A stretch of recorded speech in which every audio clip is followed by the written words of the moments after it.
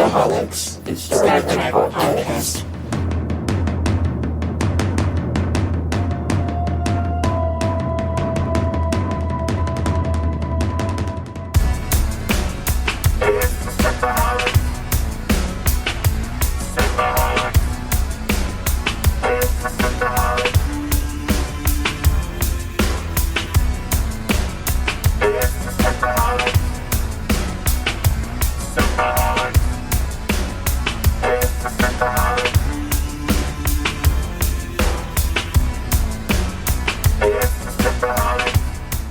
Welcome to Synthaholics. Thanks so much for downloading our show.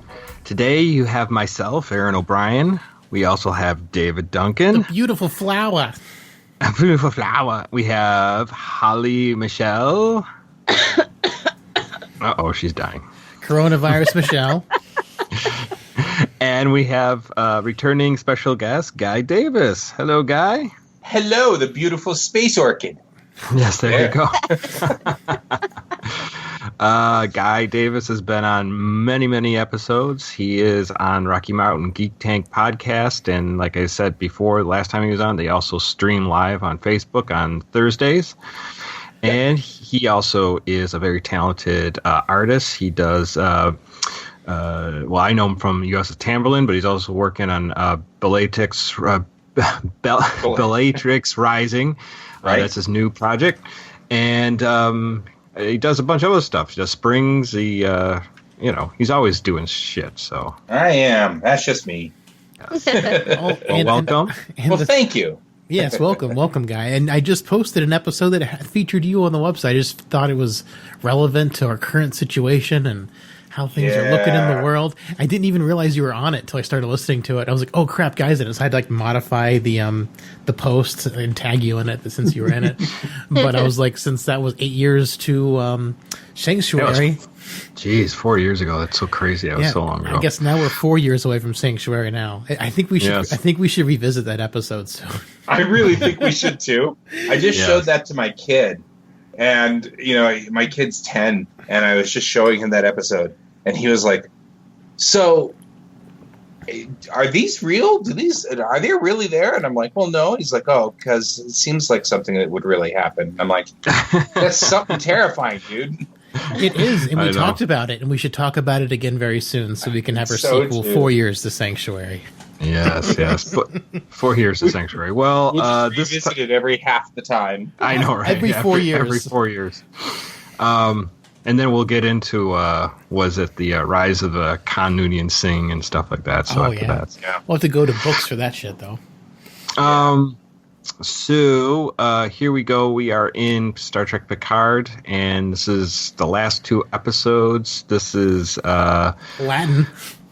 Yeah, Latin. The ite Arcadia ergo, and which means in Arcadia I am in Latin. Mm-hmm. That title is very loaded too. If you know any conspiracy theories, so. Some crazy stuff there. So, and I also will mention that Arcadia is like an Eden. Yes. So Arcadia is also off the coast of Maine. Yeah, it is that too. I wouldn't call that necessarily Eden though. I'm just saying. But to fit in with the synthetic stuff in Fallout 4 expansion Far Harbor, you go to Arcadia where a girl has run away because she has suspected herself to be a synth. Because there's a synth base on Arcadia. Nice. Okay. It just we're talking about synths in Star Trek, so I mean, might as well, right? And Arcadia. So I'm connecting the dots for the people out there. Well, the Reapers are coming. The Reapers are coming. You can get into full spoilers at the end of the show, but let's just talk about non-spoilers just for the first couple of minutes here, guys. Before we talk about all of them dying, right? Because we want to talk about them all dying. Oh wait, what? Yes, how Picard dies in the end of the episode. How everybody just dies. Joking. Guys, what do you think? Guy, how about yourself? Episode. You're just impression spoiler free. Sadly, I actually kind of feel like this is the weaker of the ones so far. I wasn't as excited about this particular episode. And I'll get into more about why that it didn't feel so well, but for this, that doesn't mean it was bad by any stretch. But yeah, this one's weaker for me. So that's my what? That's my feeling. I know a CBS All Access show having a weak second to last episode. What? I know, it's almost like that never happened. It's almost like it's happened on every season of every CBS All Access Star Trek so far. So far. So how about you, Dave? Dave, you don't. I see you feel the same way as Guy. I mean, it's not bad. I mean, honestly, the last couple episodes have been the best episodes. It's definitely looking like it's going into Mass Effect territory hard, which is great. I just wish they would have told us they were going into Mass Effect territory. I don't know, around episode 1. And that way I could have been a little bit more excited of what was the comments that have just scratching my head, like, what the hell's going on and why should I care? With that, now that we know we should care, I guess it's a little bit more heavy. I mean, we learned last episode why we should care. But I also have a lot of questions this episode, which I can't really get into without spoilers. So it's like, it's okay. I mean, I definitely feel like the last half of the season is better than the first half. But this is doing CBS All Access Star Trek by numbers. They do a two-part episode at the end, and then the one right before the last one is literally a waste of time where nothing really happens when they should have been advancing the plot more. I mean, they did a little bit better than this one than season 1 of Discovery, but still, like, lackluster a little bit for me. Aaron, what about you? Honestly, I enjoyed it. I don't think it was bad. A lot of adventure, a lot of fun seeing them get to their destination, and a lot of. What's that? Oh, I forgot to say missed opportunities. Missed opportunities? Yes. Okay. I think I met her once. Oh wait. She ruined you, Guy. No, but I enjoyed it, and it was a great adventure, and it's great to see how everything kind of gets revealed. So I'm still on board. I'm still enjoying it. How about you, Holly? I enjoyed it as well, but I also kind of agree that the episode, it didn't feel like a lot happened, even though there was a lot that happened. I kind of had to really think about why I enjoyed the episode. Do you know what I mean?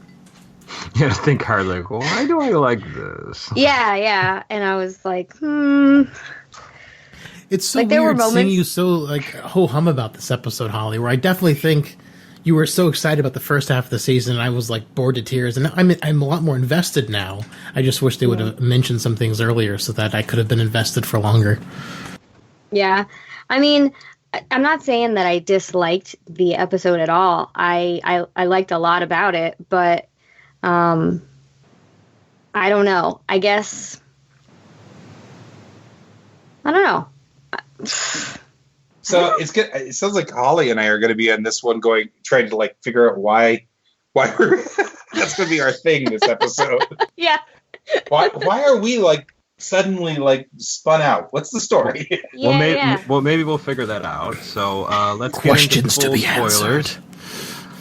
Full spoilers. This is obviously season 1 of Star Trek Picard, episode 9, aired March 19th, 2020, and this is Arcadia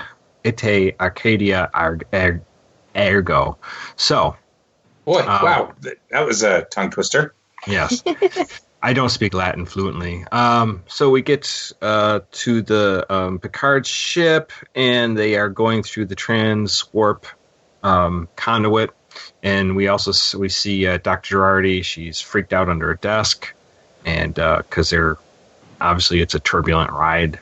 So obviously she has to be told to use a seatbelt later, but she just doesn't. She's a doctor, but doesn't have the foresight to use one now. Right. Well, yeah. I had seen somewhere that somebody had said that implies that only like these private ships use seatbelts. Mm. Yeah. So, well, right. Exactly. Obviously, and the USS Franklin. All the other enterprises never used them, and they all fly out of their seats every time something happens. Yeah. Actually, no. Didn't the Enterprise E have the emergency straps too? I don't remember that. Because didn't they put them on to crash into the Shinzon ship so they wouldn't fly out into space? No, I think they just kind of hung on. Oh, really? Oh, that's great. Yeah. So, they reach their destination. They get to Soji's home planet, and when they get there, they realize that the Narek ship had been kind of like tailing them the whole time, and they get into this basically a firefight with Narek's ship. So that's I don't know how he got into the conduit and followed them like that, but I guess he figured out a way.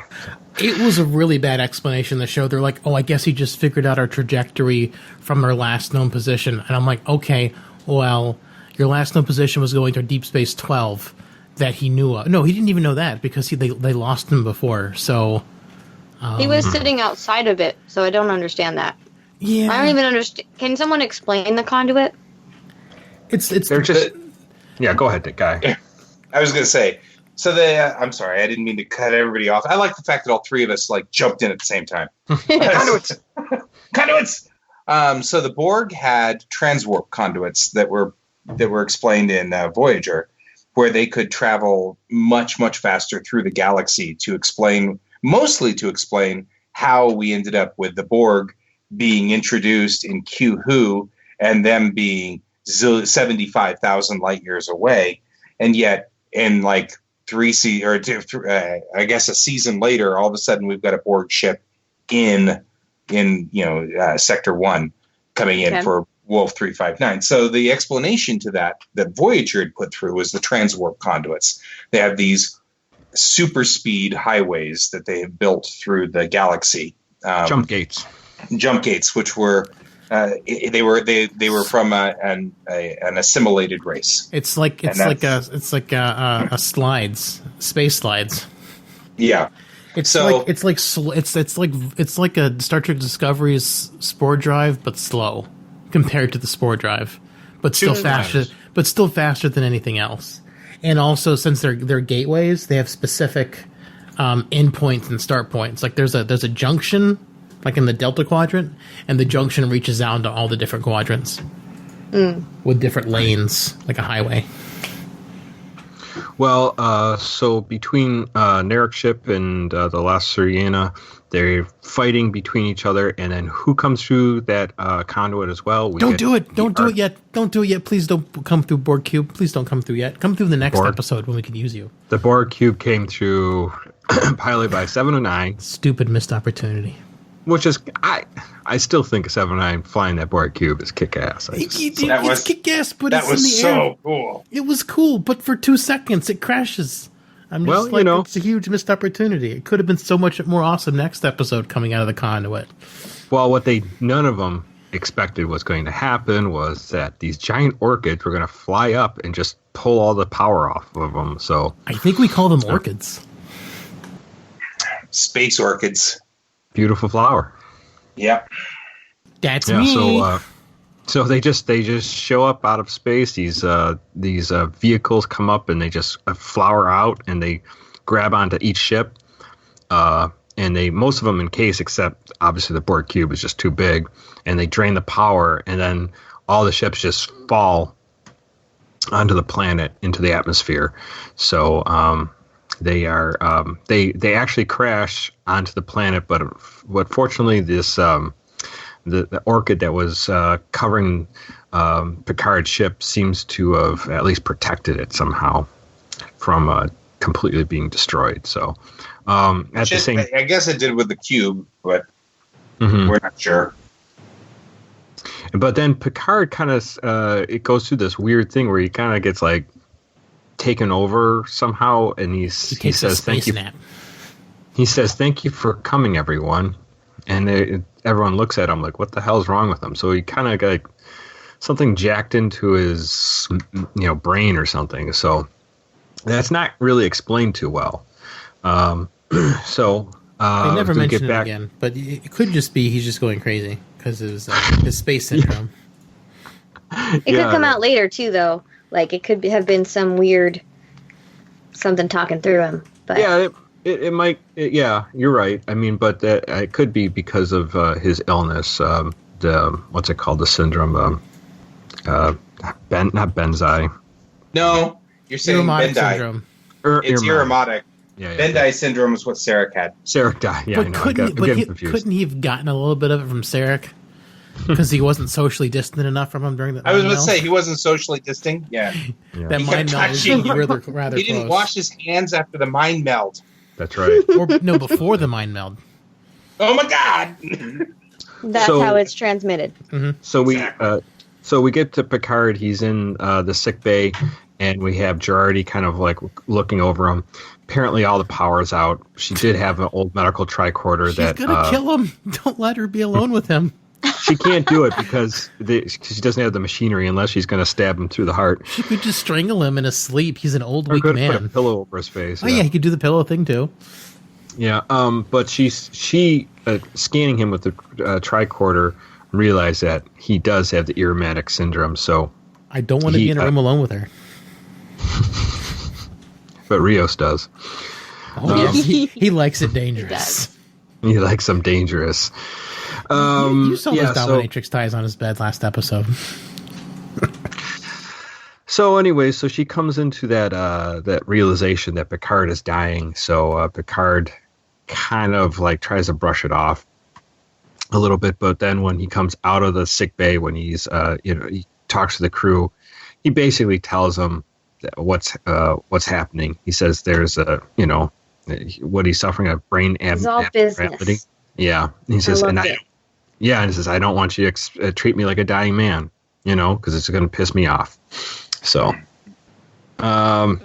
interesting take.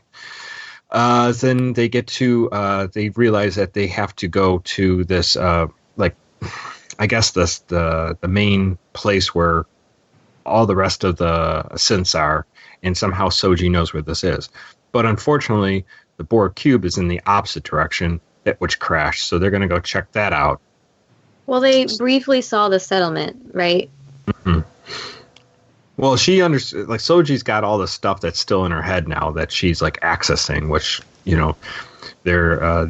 have all these ideas and memories from what she had from before. It's just that they're not all clear. Now you said before. This is not unheard of because that happened in Brothers, of course. Right. Right, exactly. For maybe Data. B4 was the first one of the new synths. That's why it was called B4. You guys are my brothers. Shut up, B4. Oh my gosh. I don't want to shut up, Daddy, brother, sister, whatever I do you have are. to say, I know what you guys are talking about because I've seen the episode. But when you originally said brothers, I went, what does this have anything to do with Will Ferrell and... Oh, jeez. Yeah. I was like, what? That would be funny if that was tied into it somehow. Oh, man. So they go check out the Borg cube, and this is where they see Elnor and obviously there's other ex-Borg, ex-Bs there, and they even call Picard Locutus there, and 7 and 9's there, and they kind of meet up and kind of figure out what's happening. So what they're going to do is try to get the Borg ship working. They try to get the I think they're trying to make it fly, but Seven's like, what do you need? And then they're like, oh, we need the long range sensors. And they count, what, 209 Romulan warbirds on the way? 218. 18. Yep. 109 is the... 109 is what he was first worried about. 109 is the joke. Because you can take care of the first 109. It's after that you're in trouble. Right, exactly. So anyway, so they're kind of like trying to get themselves set up there at the Borg cube, and then Picard and the rest are going to trek to the synths station where they're all, or city or whatever settlement where they're living. So they take off and they go to there, and also Picard has to explain to Elnor what's happening to him. So, and they have this little like exchange when they say goodbye to each other, and even he doesn't really explain though anything. No, you don't tell me nothing. He just becomes very, Shakespearean, and he's just like, this is how it is with anyone. It's not just me. Mm-hmm. So and then he's like, I'm proud of you, and that's all he says. Yeah. And then but 7 of 9 all of a sudden is nice to Picard for the first time ever. Keep saving like the she's world. been with him forever. Well, no, but she's been like utter dick to him like the entire time. That's true. And then I think- she says something nice to him for the first time in this episode. I think that the reason why is because Picard looks so normal that for an ex-Borg, like, what's her real name? Annika? Annika. You know, she sees him and there's not necessarily disgust, but Envy. envy, yes. So Envy that her- he's dying. Envy that he looks normal. I that agree. he looks normal, that his scars are on the inside, not the outside, and hers are. I don't think there's that envy. I think it's just she just doesn't like his reputation, and she didn't before. She didn't trust him because of Starfleet and its failure. I actually am of the opinion that it's because he was saving the universe and fighting the good fight. Then all of a sudden, after stopped. the Romulan thing went down, he just kinda went gave home up. and sat in his vineyard for 15 He years. was waiting to die. Yep. I think that's literally the way they probably wrote this out, because that's the way he's been played out through this whole show. So Yeah. that's my thought too. I like that thought. Yeah. I still think they should have called this show "Everyone Hates Picard." Everyone hates Picard. It's very apt. No one likes him in this show. So they get to the Synth settlement, and this is where they get the all the different types of synths. So we see some synths that look a lot like Data, some that look just like Soji and a cross with Data. So there's like all these different. So it's very interesting. It's one that looks a lot like Lore. And we get the return of Brett Spiner, who plays he plays I'm sorry, Everybody. Dr. Soong? Soong, yeah, but Alton Indigo Soong. Alton So Inigo soon. yeah. Which, by the way, apparently that is very intentional that he is AI soon. Mhm. And that was actually apparently Brent Spiner's idea. And everybody went, oh, yeah, we'll do that. Oh, for sure. Lots of people online are calling this is going to be Lore, but it doesn't make sense. Yeah, I don't think it'd be Lore. Doesn't make a lot of sense at Lore. Although they shut Lore down, and then we don't really know what happened to Lore after happened that. to him? I mean, We assume that he presumably, was Maddox could have taken his disassembled. parts to start this new colony. Right. Evil colony. Maybe that's why there is that. They're all twinge based on of- lore. Yeah.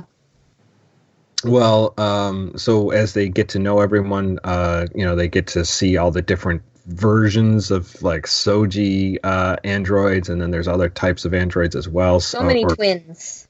Yeah. So and they're all Because everybody's a twin. They have to be done in pairs.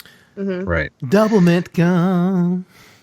And so there's one that's called Sutra, and Like the they Kama talk Sutra. about like the No, Kama Kama Sutra. died.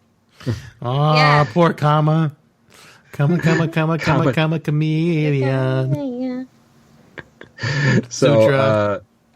they talk to Sutra talks to Girardi about the admonition, what she was, Commodore O showed her with the mind meld, and apparently Sutra can do a mind meld. Which is So- weird. Hey, Well, hey, we've hey, seen- hey, hey, hey, hey, hey.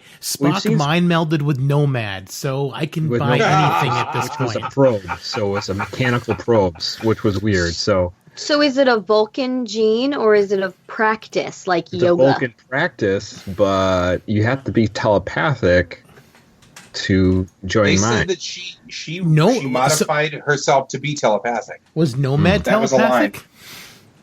No, but what's his name? Spock was. yeah. So So I mean, What's his name? like, a lot of people online are complaining about the Sutra being able to mind meld, but I'm like, TOS, he mind melds with a fucking robot. So your this can't happen is null and void at this point. TOS made it null and void. yeah, if you see Back in the very early- if you see that episode with Nomad, it's ridiculous, but he does do it. So But he does do it. So like, I mean, I mean, how come we didn't see Spock mind meld with the Romulan bird of prey or the Enterprise or something like that. Well, those weren't intelligent, but he could have mind melded theoretically with V'ger. He should have mind melded with the Enterprise computer. He was going to. He did mind meld with V'ger. Did he? Yeah. That's why he went out in the spacesuit. That's why he went on the spacesuit. Yeah, but did he mind meld with it? Yeah, I guess he did, didn't he? Yeah, he did. Yeah. He totally mind melded with V'ger. He put himself in the V'ger orifice because it seeps in the it goes into your bloodstream easier. You can mind meld to the anus very easily. You think he's gonna mind meld with the ship in Discovery? Well, he should have mind melded with the ship in Star Trek 2, so he didn't get blown up. I mean, get radiation sickness. Well, through the mind meld, Sutra sees the evolution of organic life, and that how they bring through that evolution, they create synthetics, and because of the synthetics they create are so perfect, they are perceived as a threat, and because the synthetics are built even better, organic life is kind of left behind. That poor Fox decomposes yet again. Yeah, I know. See that Fox again decomposing. And so... they paid good money for that footage.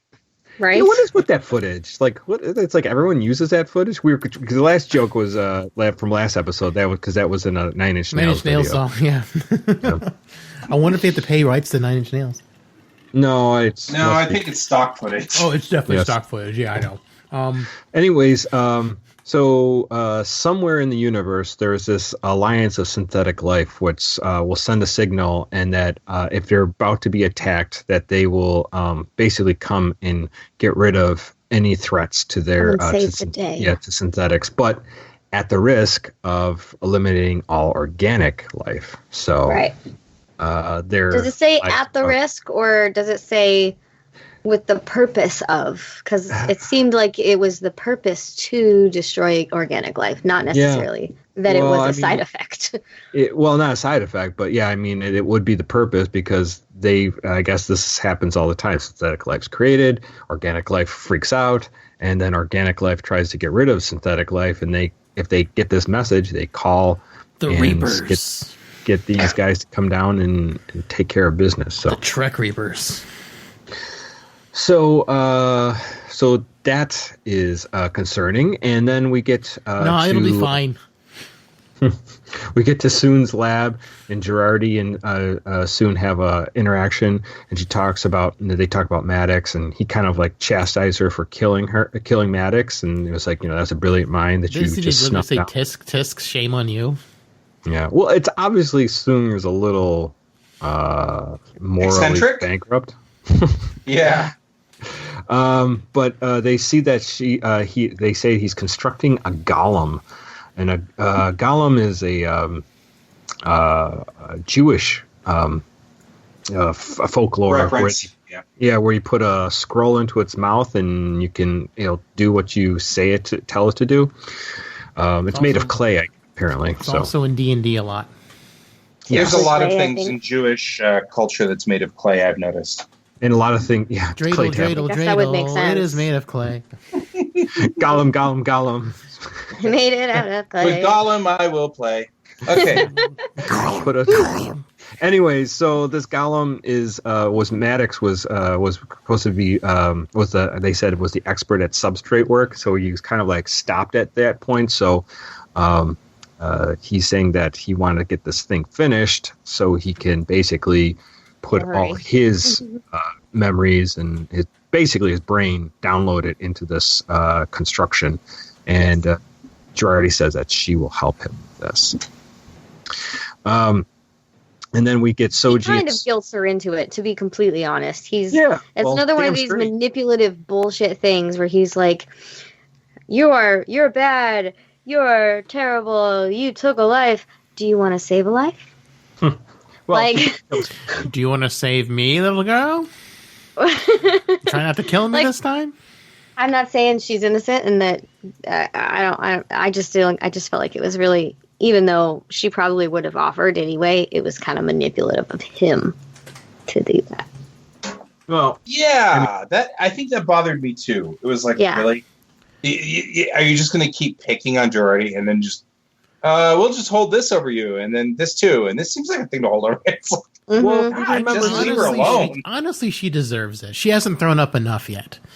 right? There hasn't been any throwing up in this episode at all. She did not barf yet, so this is. I want my refund, CBS All Access. Gerardi's supposed to puke on every episode.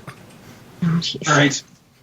If we remember soon from Star Trek Enterprise, we'll remember that he's not the great-great-great-grandfather, or whatever you want to call him. He's not that law-abiding. He's not a very good man either, so. Yeah. So anyways, next we get Soji and Sutra. They're arguing about, basically, because Soji, I forgot to mention, did tell the Synths that the Romulan fleet's coming. And Sutra thinks we should just, ring that Synthaholics alarm, get them to come and show up and save them. But she's like, well, what does that do to everybody else? And she's like, screw them. Yeah, Sutra doesn't care. And speaking of Latin, does Sutra mean something in Latin? Because I'm curious what that would mean. Sutra is Hindi, and it does mean, I believe it's a flower. It's a type of flower. Mm. I'm not 100% sure, but I remember looking it all up and going, there's a lot of references here. To flowers? To flowers. Right? And I think that's what it is. It's like oh, come on. I can almost see it. It's like a tulip flower, but it's not quite. I believe that it actually looks very much like female reproductive organs. Anatomy. And that's one of the reasons why Kama Sutra is called Kama Sutra. Yum. And I believe that's the entire thing. Gotcha. Yummy. Trying to be I'm trying to be gentle because we're on air, but you get the idea. Okay, You're on air with somebody who likes to be extremely inappropriate at times, so... Oh, yeah, Holly, you were one that I think talked. you're okay. Oh, like I'm the inappropriate one? Yes, you're the everyone knows that. You're... Also, where's all the thunderstorms and the two red moons? Just curious. Right? You can see the two moons. You can't see the thunderstorms, though. This looks like a dry, arid desert that never gets rain. Actually, there were a lot of thunderstorms off the distance in that particular world. So I did see that. They were, but it's like, I guess the storms must roll. I don't know. So we'll have to see. Well, so Rios and crew are going to go off and they're going to fix the ship that's been kind of like just left there in the desert. And we get also a moment between Picard talking to Rafi, basically saying, I love you, man. You're not getting I love you. You're not getting my Bud Light, yeah. Oh, wait. I apologize. I wish to drop in here real quick because I just Googled Sutra. So Sutra actually is Hindu for a condensed manual or text. So it's like a codec, which actually, that's right. As I recall, all of the androids on the planet were named after codices of some sort or another.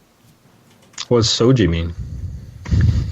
That's a good question, you people. Asking me weird questions like that. The first or second episode, no, it's the first episode, Daj mentions that their names, what they're named after. And of course, they're not in this notebook. Right? Because, Soji isn't actually... I mean, if you Google Soji, the first hit is Memory Alpha. Yeah. So Soji isn't a word that is from a different language. I feel like she said something about her sister were like blue and yellow orchids, so her father named them after those orchids, and one was blue and one was pink or something. Well, I remember you said that, Holly, but then I remember you were disappointed that her name wasn't the other part of the name of Soji, whatever You're right. The name of the flower was. You're right. Yeah, I mean, Dodge was. It was Dodge something, and you didn't, and you were expecting her sister to be the other part of the Dodge thing, and it wasn't, and that's what you were disappointed by. You're right. Right, and I mean, really, honestly, I know what Soji means in Japanese, and it means nothing that would be useful because it means general administrator, and it's a male term. So that has nothing to do with her at all. Please reboot and call your general administrator. Right? Right. Although No, that it's could your be a system joke that they're administrator. making. Sorry. Yeah, it could be. Well, It could be one of those things where it means that. I don't know. Well, because the thing is also Like a system admin. she came from Data, supposedly specifically came from Data. So I mean, like Data was a man, so or a male android, a non-binary man android. I don't know, something like that. Well, anyways, besides that, so we get next we get Narek is been captured. They found Narek out in the wilderness, and he's in like android jail, and he's asking for water and stuff like that. And How it's would basically Romulan street prisoners? Let's change the subject. Like, no. Come on, let me do it like you do it. It was funny to me that they didn't have him coax her into letting him out. Like, oh, we'd break bread with our prisoners, and We sleep with let our them roam prisoners. free. You know what I mean? Like, that was a missed opportunity. I thought he just wanted to bone another android. That's why I was like, come here, I want to bone you. I know, right? That's the vibe I got. Like the entire time he was in jail, I'm like, what? It's weird. Well, He's that's just looking to 'cause kill he's a somebody. creep. That's all. He's a creep. But he likes screwing them before he kills them. Well, I mean, I don't know. maybe that's his, I don't know. It's his way. It's his MO. He could, like I said, he could, in his own fucked up way, care about Soji. Well, she I does say think he that does. I think he does. Yeah. in his own pitiful, stupid way. But yeah, he does say that he does love her, but unfortunately, he says that it's too bad because the Romulan fleet's going to come down and rain down fire on their world. Oh yeah, and then he threatens her. That's what I'm saying. It's that weird toxic stuff that He's a dick. he's a dick. Yeah. I love you, but I'm gonna fucking kill you, and my people are gonna fucking kill you. It's like, okay, but Well, yeah, he was like, I love you. Let me out. Do what I want. Oh, you're not going to do what I want? Guess what? Fuck you. every single time he talks to her, it's like one That's step how- forward, 10 steps backwards, which is I never understood why she liked him in the first place. It made no sense. I told you. Every time. Stupid. Just dumb. They just... I They didn't fall for say that that. shit all the time. No, for the record, everyone listening, no male has said that on this show at all, I don't think. Nope. I have said it many times, however. What So- have you said? That girls are stupid. Oh, no, yeah. I don't think I've ever said that here. No. I I've don't said think you have. some girls acting stupid, maybe. Maybe. But we act on emotion, not always on logic, and when you're dealing with somebody who's a manipulative prick, you fall for shit. Well, I've done it. Girls often I'm go not- for bad guys, so the bad boys kind of thing. So It depends on the girl's personality. Sure, If absolutely. they're way off the Richter scale, that was really bad. If they're way off and not, very different from the girl's personality, yes, they're going to go for the bad guy. But if they're a naughty girl, they're probably not going to look for the naughty guy. They're going to want they go for the good boy. the nerdy, yeah. I'm I'm just saying, this is how Opposites girls attract, work. like Paula Abdul said. Is that what you're trying to tell me? Opposites attract. Sorry. All right. So besides Anyway. that, so you're saying even Android synths fall into those traps? I don't know. I think that this particular synth was just Badly programmed. no. I think she was sweet and she was naive, but she also, like she said, they've never had a prisoner. They've never had to have any type of hostile behavior before, which I find odd because Sutra is quite hostile from the get-go. She's very But- very aggressive. Well, we get next interchange between Picard and Soji. They're in Maddox's quarter as Picard's trying to contact Starfleet, and she's trying to talks about the logic of sacrifice. He didn't do it last week. What an irresponsible old fart. What? I said he didn't do it last week. Last week we were talking about how he must have called them before they got there, that they were changing course. He apparently did not. What an irresponsible old captain. I like the silence here. I don't Everybody's understand. What are you where saying, this is David? He's saying that last episode they were supposed to meet up with them at Deep Space 12. Yeah. And they didn't. They went to Soji's homeworld, and instead of calling ahead and say, "Hey, this is where we're going to be," he just took off and. They went to Soji's homeworld without warning Starfleet. So now he's trying to tell it was only like 15 minutes long. Like, it was just like a split decision. He didn't really have time. No, Soji just I don't know. took. I mean, he had here's plenty the of thing. time. We theorized last week that it happened off screen, but apparently it did not happen off screen. Oh my god! So as an ex-teacher, if you are like going to take a kid to her house, you don't necessarily call the parents or any way that the parents could find out if they're beating her, if there's some kind of abuse going on. Mhm. You know what I mean? You're cautious. You take care. And so I think part of this is he knows that there's something going on with Starfleet. So he's not just going to just in the open go, here's where the homeworld of the androids are. Touche. Everybody. But at the same time, he could also Especially he could also knowing warn that them about Commodore Commodore O. O. He could also warn them Right. about Commodore O. But he apparently did not make a phone call at all to do anything. but Well, Did- she's did so he high call up. Riker? Oh, Riker. He would have to have good evidence to make that kind of accusation, especially since he is essentially a disgraced admiral. That's right. No, you're right, Holly. And not just that, we don't know how deep the corruption goes. So Right. it could go to Admiral Clancy too. Well, that's why we were worried about it last time. At the same time, we also kind of assumed. I mean, Aaron Stewart and I were kind of assuming that it was done off screen, but I was kind of worried it wasn't, and it looks like it didn't happen off screen. So, We're in I trouble. wonder if we're going to get Captain Crandall showing up to save the day. Captain Crandall. I mean, Captain, because they dropped so many Chekhov's guns on that one. Yeah, that there's an extra ship. I think the flying out Enterprise. there. I think the Enterprise is going to show up at the very end.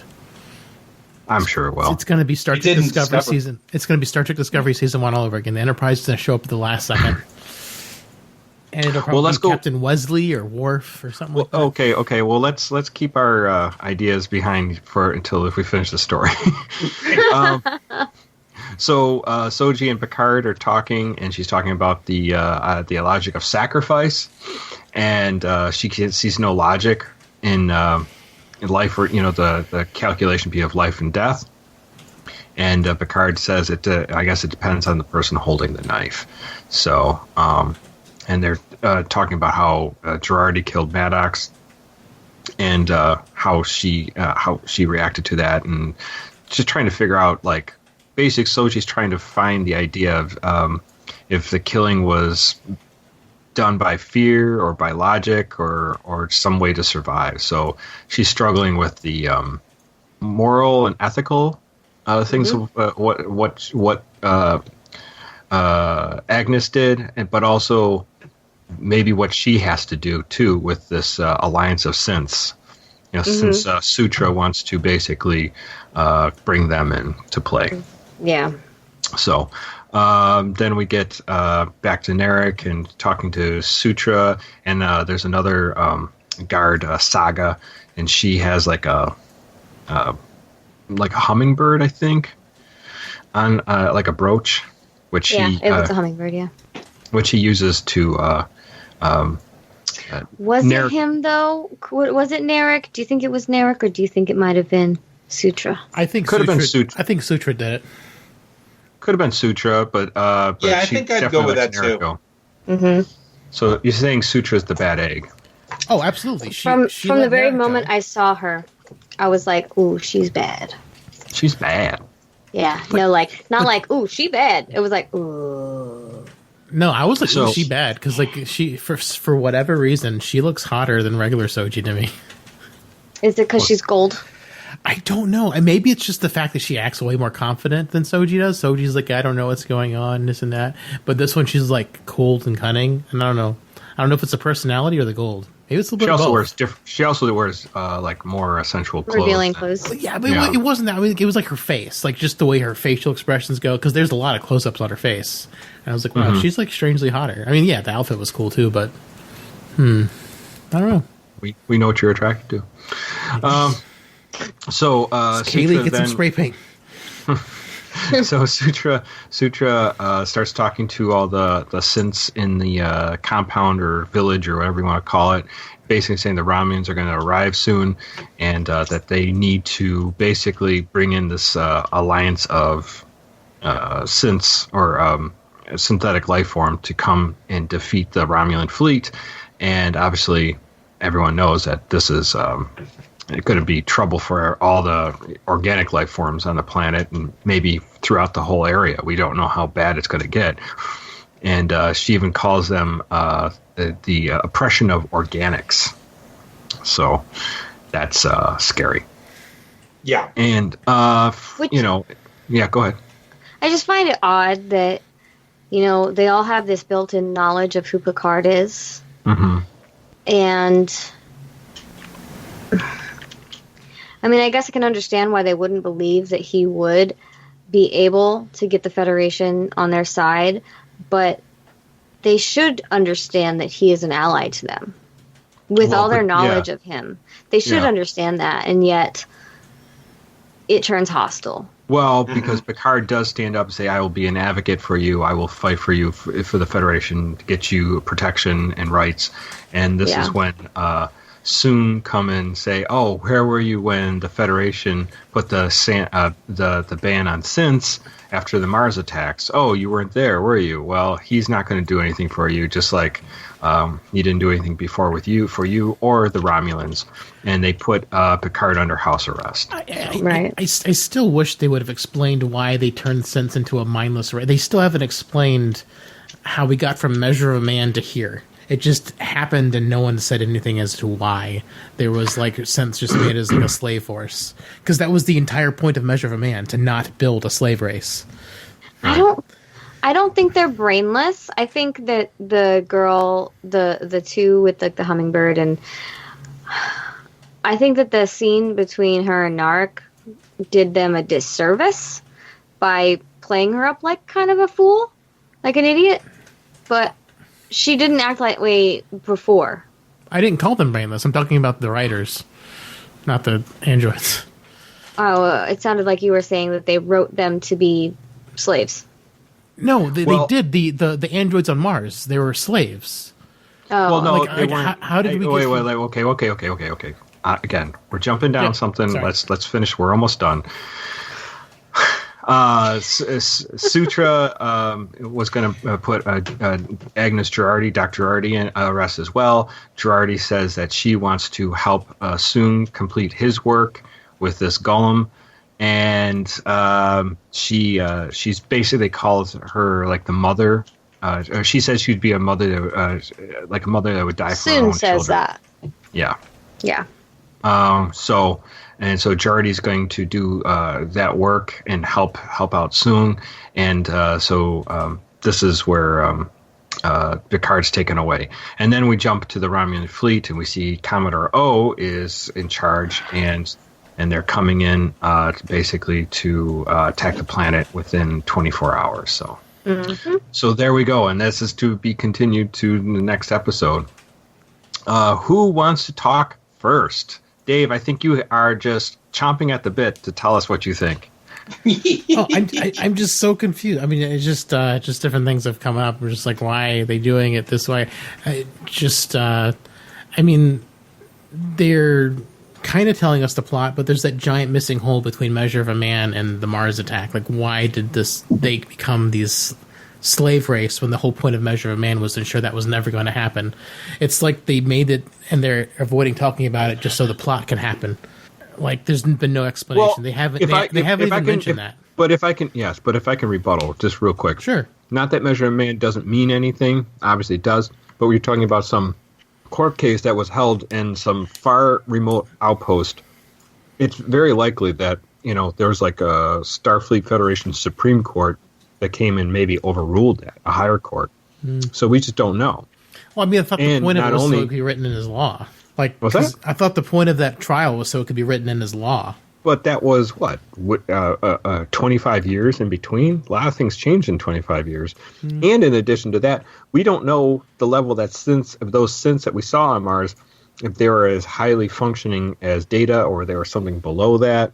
they seemed a little below it. It's like they weren't all there. So we don't know what that's about, too. You know, we don't know what level they were at. So obviously we see them being not mistreated, but kind of like degraded a bit. Like, you know, hello, good morning, plastic people and stuff like that. Oh, yeah. And, you know, and just kind of making fun of them and treating them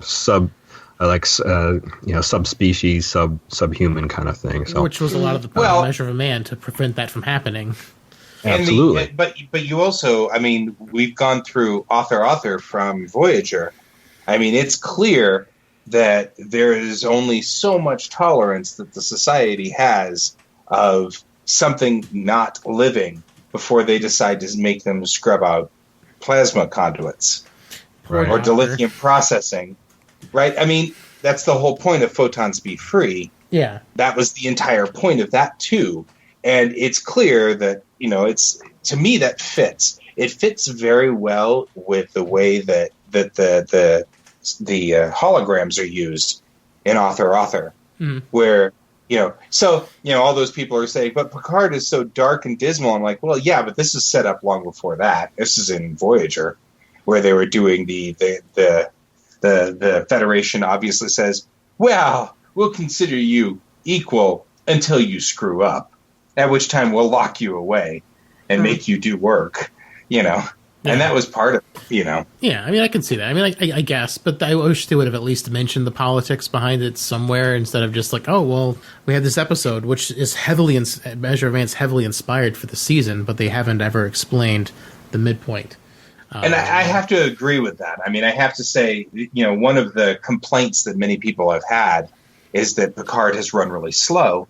And I've been saying, well, that makes total sense because to me, it's a 10-hour movie. This is just the movie that happened after Nemesis. And I'm okay with that. That totally works. But again, if you're going to have 10 hours in this movie, you could at least go into the politics. Oh, absolutely. Lots of missed opportunity on this show with that. Also, I'm not super buying the pendant to the eye killing an android. Data's been shot with bow and arrow. Data's been shot with bullets. Data's been essentially blown up, and he's been fine. Yeah. And I know there's the biogenetic cloning or whatever, but she was also one of the gold robots, so I assume she's more like Data than more like Soji. You know what I mean? Well, we don't know that. We don't know, but I mean, like they're doing Data callbacks and how he looks. So it seemed kind of stupid though, because like that's a stupid way for anything to die. Even if you stick one of those brooches in my eye, I mean, I'll scream in pain and maybe I'll pass out, but I don't think I'm going to die right away. No, I mean, people. I mean, they don't show that she actually died. They just showed her unresponsive. They show her on the funeral pyre. Soon was kind of just like, oh, poor Saga, she was so wonderful, blah, blah, blah, you know. Yeah, it was like a funeral they were having for her when Picard broke in and did a speech thing. I don't know. It just, I mean, like, that was the whole thing. Like, her body wasn't there. Yeah, it was. It was laying there with the pendant sticking out of the eyeball. I feel like I did not see that. Yeah, it was there. That's They were having her funeral, and that's when Picard came in and was like, "I got my speech ready. I'll make you. You know, everything will be fine." That's when that came in, and I was like, "Well, Data got all this stuff happen to him," and totally. People can live without their eye, as long as they're medically treated, and they can live without their eye just fine. So a robot should be fine without their eyeball, except for maybe Icheb. Icheb cannot live without his eye. Apparently. He's like, kill me now. My eye's gone. I've got nothing to live for. He dies. I can't see any future. My other eye's what else, blind. Just the Borg cube thing was an absolute missed opportunity. It was badass seeing it come through the conduit, and then it crashes immediately. So I was like, oh, okay, that wasn't as cool as it could have been. I mean, because even one Borg cube might have a little bit of problems with 200 modern Romulan warbirds that probably have Borg technology in them, since they were I'm sure they were harvesting tons of stuff from that Borg cube. So I mean, like, they would have probably been a tough fight, even one Borg cube against all those ships. Which is why Sutra needed Narek, because he's about to go sabotage the cube. Yeah, probably. Probably go after the cube, right? Absolutely. So there is one thing. I mean, this is where I actually disagree quite a bit with you, David, on this one, because I actually kind of like the fact that I had felt like this whole episode was Deus Ex Machina. I mean, pun intended. But the cube could have been the major Deus Ex Machina of this entire thing. And instead, they just disabled it right off the bat. And you're like, oh, well, that's a nice twist. If the cube had come in and saved the day, I would have been like, well, that's kind of tropey. Here we have the hated Borg. We hate these Borg. We've always, too bad they saved us. Now we can't hate them. I would have been kind of like, oh, that's just about as straightforward Aren't they of a synthetic plot. too? Yeah, but that's what I mean. The Federation hates the Borg because they suck. But, oh, good, they saved the universe in the end. So maybe we shouldn't hate them. I'd be so ticked off at that. You know what I mean? I'd be like, really? I don't know. This is your plot? I mean, I was just still don't know how this is going to end. I mean, I just love the Borg cubes and having Seven drive it around, and the fact that Seven got to drive it around for like all of 5 seconds was extremely disappointing. I mean, granted, they could fix it and fly away, I suppose, and then have the Seven in each, not each episode. I mean, the Seven and Elnor show. Those are most of my burning questions about the episode. Also, yeah, the Mass Effect thing is starting to come into play. I'm interested to see how it's going to pan out in the next episode. I definitely think if they would have introduced it way sooner and had this bigger build-up, instead of this vague Soji is going to cause the end of everything. And in fact, O's the one that's going to cause the destruction, because if O didn't mind meld with Jurati would have had information for Sutra to get out of her head and hit the signal to send to the advanced robots. So technically, O's the destroyer of worlds, if you trace it back to its source. Well, and if you trace that all the way back, you're at Karate Kid 2 when she was sitting there. Oh, wait. I've gone too far. Karate Kid 2. Dave, could you explain the Mass Effect thing? Because I've never played Mass Effect, so I have absolutely zero clue what you're talking about. In Mass Effect, the basically every 50,000 years, this race called the Reapers comes and collects all synthetic life and AI and technology, and they kill all the advanced races that created it, or they harvest them and make them into like the mindless cyborgs, and then they go away, and then 50,000 years they come back and do the same thing over and over and over and over again. And so Mass Effect are basically fighting against this giant threat of basically the extinction of the human race, or all the sentient races in Mass Effect, which is what they're leading us to here in Picard. I just wish they would have the Soji being the destroyer was really, really vague, and they didn't really explain that till episode 8. And she's not even really the destroyer. They're just going to call up this other race that's going to destroy everything. So it's kind of like a red herring or a wild goose chase, sort of. Well, we don't know yet, but it seems... Technically, Soji could make the phone call, but if Sutra didn't know mind melding, and if O hadn't mind melded Jurati, this wouldn't have happened. And Mass Effect, it's on a clock. It happens every 50,000 years. It's a cycle.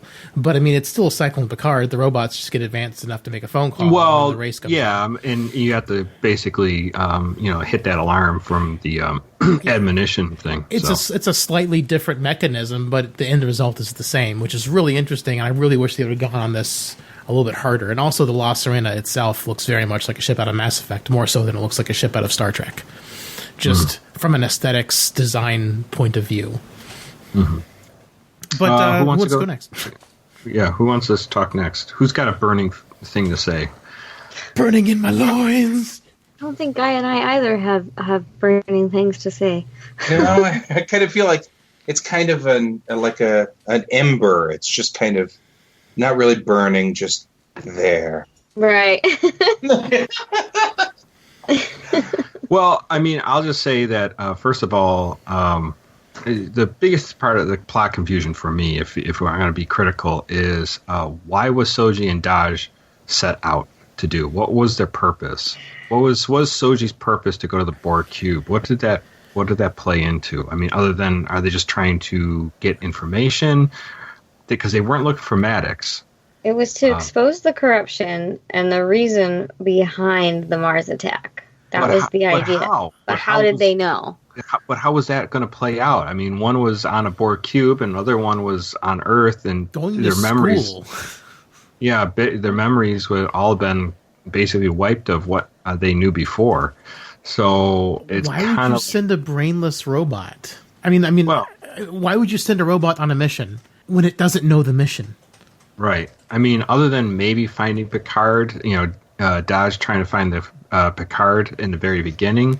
Oh, I can tell you exactly why you do that. I mean, to answer David's question, ask the Russians, because they put sleepers. They put sleepers all over the place, and I mean, that was the whole plan. I mean, sleepers, spies, yeah, that's fine. But maybe as a reconnaissance, getting information. But are you talking like a Manchurian candidate kind of thing? Yeah, that's what I mean. I mean, it could either be that, or I mean, it could just be her mission could have been to be human. Is this model good enough? Is this a good enough model to pass?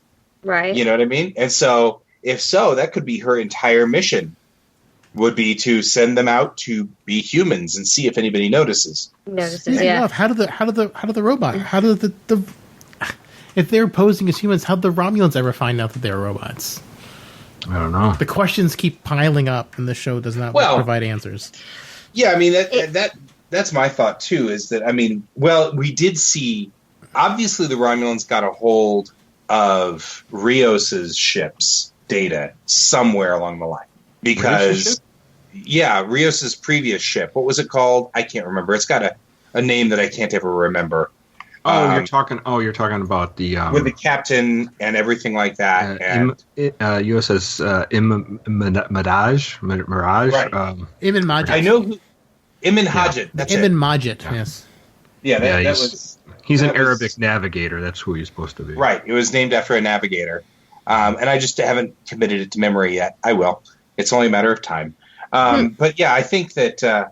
What happened was obviously the Romulans got a hold of the data from that ship, probably through O, and if so, then they know to some degree that someone who looks like one of those, because they had a I get they had the drawing of the Soji bot. Right, you're all forgetting about Ramda. Ramda the Romulan.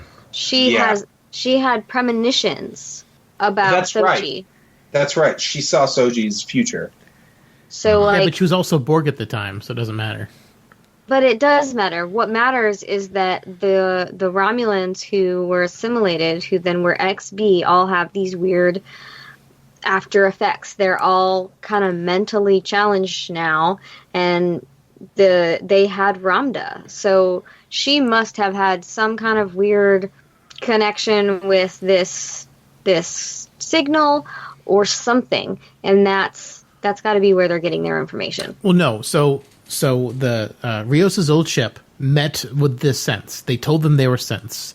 Yeah. Well, no. They didn't say they were sense. They told them they were sense. They did. They told them they were sense. Yes, they did. Beautiful Flower and the Soji clone, and then. They called. They were telling them they called O about the first contact mission. O ordered the captain to murder them because they were sense.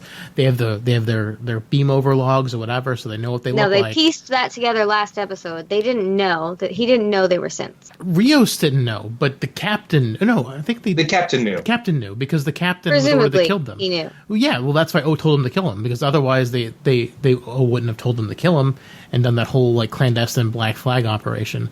So this is what has to have happened for any of this to make sense. They announced they were androids. O was told by the captain that we've made first contact with androids. O says murder the androids at all costs, or we'll destroy your ship. Rios has the drawing of them, and there's logs on the Ibn Majid of the Soji look like. I don't remember which one, Arya or whatever, who was on the Ibn Majid that beamed over. They've got logs of her, what she looks like, the security cameras on the ship. O's got that. She gave it to the Romulans, and so anyone that looks like that will go after her. So that answers my question. We figured it out. That's one question. Right. I mean, I am looking through a rundown of that episode now, broken pieces, to try to see, because I swear that he said they were synthetic, and that was why the captain was working on I can do this, but then he decided that he couldn't, and that's why he killed himself.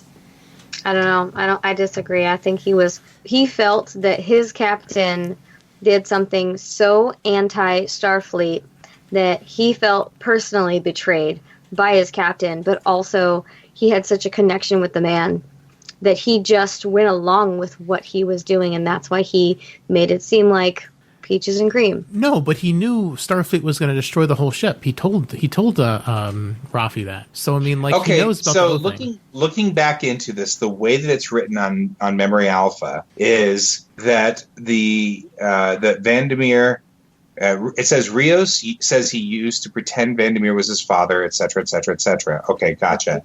But then he explains that while patrolling the Veyat sector, the Eben Majid picked up a small ship of unknown origin with 2 passengers and alerted Starfleet of a first contact.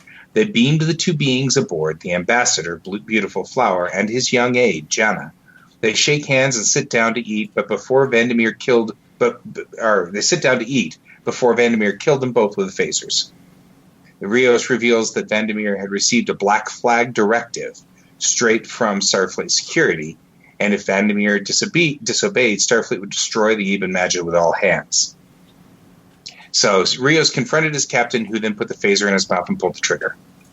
And then Rios covered everything up. So he did not know. So you're right. I'm with Holly on this one. He didn't know. She's right. I mean, because there's no way he knew. Yeah. Because he was aghast when he saw Soji. But O did. Because there's no other way that they would have issued O black gave flag. the order. O gave the order, right. But now this makes no sense. Why well, no, How does it that totally makes change sense. everything still. for you, David? I don't First contact. Yeah. I mean, if first contact, how do you make first contact and just get immediately told to kill them unless you know their sense? How does anyone know this? Right, exactly. That's what I'm saying. So clearly, O figured it out and told him to kill them both. Bad writing. Don't buy it. Don't buy it. I like the fact that it was okay as long as they figured it out on the ship, but it's not okay if security figures it out. Security's far away. How the hell would they know anything about what's happening? How do they send a black flag directive? And why did she not just ask where they were from and go annihilate the planet then? Bad writing? Now that's the one. I mean, I get the feeling though that this group of androids was somewhere else, and probably what happened was they wiped her out. They wiped him out before they could say anything. Well, I mean, but they weren't, because on the planet, the girl gets the flower. I mean, the thing through her eye. She's the one who says that the only ship, or one of them say the only ship, Beautiful Flower, and Jana took. Yeah. So they weren't from a different place. They were all from the same place. Yeah, No, but it doesn't mean they know where they came from. Yeah, I was going to say, I think that probably what had happened after that. They could have just scanned the computer of the ship, since they just murdered the 2 people. Right. Well, that's what I'm saying. Is I think that what happened after that was that the Zhat Vash got really ticked off at O for having him kill them off before she could figure out where they could figure out where the homeworld was, and so then it's taken this entire time for them to finally find out where the homeworld was. That's my thought. Yeah. Well, do you have any other thoughts, guys? It's so convoluted. They've had so much time to explain this, and they've not bothered. Well, I don't know. I mean, I'm not saying that doesn't need to be explained, but I also think that's kind of like just a background part of the story. It's not the full. Yeah, I don't think that's. Story. No, but I mean, it's just one of many, many, many things that they're just like glossed over, and it's just like, okay, this is how it is, but with no real explanation. Honestly, there's lots of things like that. Other than us extrapolating why Soji and Daj were out there and put out in the world with no memories of what was going on, it's not really well explained. I'm hoping in the next episode or so they'll start saying what. There's no time. The real reason. So I'm thinking it's a little more cynical. And I only thought of this because of a couple of things you guys had said, but it's, someone had mentioned that perhaps just Soji and Daj were made of data. Yeah. Well, I mean, or maybe the other ones too were, maybe some of them were, but maybe they were so different that Maddox felt he needed to get them away from them. maybe he, Dr. Soon, he's like, oh, Maddox, he was on the verge of, he made some questionable decisions, and he kind of made him sound like a bad guy, but he was also praising him in the same sentence. So, like, it made me uneasy. But anyway, and then he's so 100% on track with Sutra, who is like, we're going to kill everyone. And he's like, okay with it. And I don't know if you guys noticed it, but he's not the leader here. Sutra is. Right. Sutra is. Yeah. She is. And so I'm thinking maybe Maddox knew that she was bad news and that he wanted a better life for Daj and Soji. And maybe they were put there on a mission that the other synths don't know about. And granted, you can't answer this in one other episode. It would have to be like built up into this and shown like way later on. But the thing is, Holly, they've had 6 episodes before the ball got rolling, where all these interesting things could have been discussed or hinted at more, and instead they just used them to like ask more questions instead of answering any of the ones they decided to start asking early on. Well, that really doesn't have anything to do with what I just said. You're just distracting me. Oh, it's just the overall point. I don't know. Here's my thing. I'm a major Trekkie because there are so many episodes that I will sit there and I have to like really crunch it, right? I mean, I think about things like Darmok, right, where I had to like think of. I spent so many hours trying to think of how the children learn language if everything is by analogy, right? I mean, these things make me think. Lots of and YouTube. In the same, Lots right. of YouTube. Well, no, actually, this is a while back. So when I was thinking this through, but I mean, the point is that if nothing else, we're all sitting here going into this deep dive on this, and that's fun to me. I mean, so I don't necessarily think this is a bad thing that they didn't hand everything to us on a platter. I kind of like the fact that I'm thinking this through and going, why is Soji out there? I mean, why is Dajin? So why were they out there? How could this all work? And that there's enough fabric that we can start putting stuff together means that, yeah, they have been laying down enough little pieces through this entire thing to make this work, that we can pull the threads. So, I mean, I'm not saying that. I hear a lot of people say that there's some bad writing in this, and I'm actually sitting there going, I don't really see the bad writing necessarily. I mean, I can see that maybe they cut some scenes that were critical, and that might have been bad editing or bad directing. But I mean, whenever I see like discussions with Shebon online, he has this whole story in his head. It's all there because they ask him questions and he has instant responses on where everything is. And they're so embedded that he's able to be cagey about things without giving away too much. So, I mean... But, Guy, the first 7 episodes were being cagey without giving away too much. Yeah. And like I said, that might have been a choice of anybody. But it could have been a director. It could have been an editor. Could have been the network. Could have been network. It's just mind-boggling to spend that much time hiding the plot away from the audience, and then they reveal the plot in episode 8, and then we've got 2 episodes to wrap it up, which was my fear all along. Some of us like to try and figure out the plot before it's revealed to us. Well, but there was no way it could have, like, there was no hints that there was going to be this until episode 8. Like, it just, they didn't drop it. Yeah, but Dave, obviously they're moving into the next season too, so I mean, there's more going to be to reveal or to talk about. If coronavirus doesn't kill Picard, I mean Patrick Stewart, so and all the other people in the show. But I mean, like, it's a real possibility. We're in a crazy time right now. Sure, I'm not saying that I said that there was going to be another supreme AI that's going to come and take over, but I have said that I don't think that Destroyer is what the Romulans really believe. It could be a destroyer of something else. She could save her people and they might consider it destruction, or she could destroy the Romulans and save her people. We've talked about this. Right. It's the same knowledge from the AI. It's like It's the destroyer of all intelligent life forms. It's very clear that. I don't think it was all intelligent life forms, but still. Well, that was the threat in Discovery Season 2. I don't think it was out of the blue. I don't think it was out of the blue. That was the threat in Discovery Season 2, and the Sphere. We're not watching Discovery. I understand that, but the Sphere has all the information from everything, so the Sphere probably has knowledge of the ring, which is probably why the AI. Which is probably why the AI wanted to control and become a better AI. I mean, it's all connected, and I think it's going to be.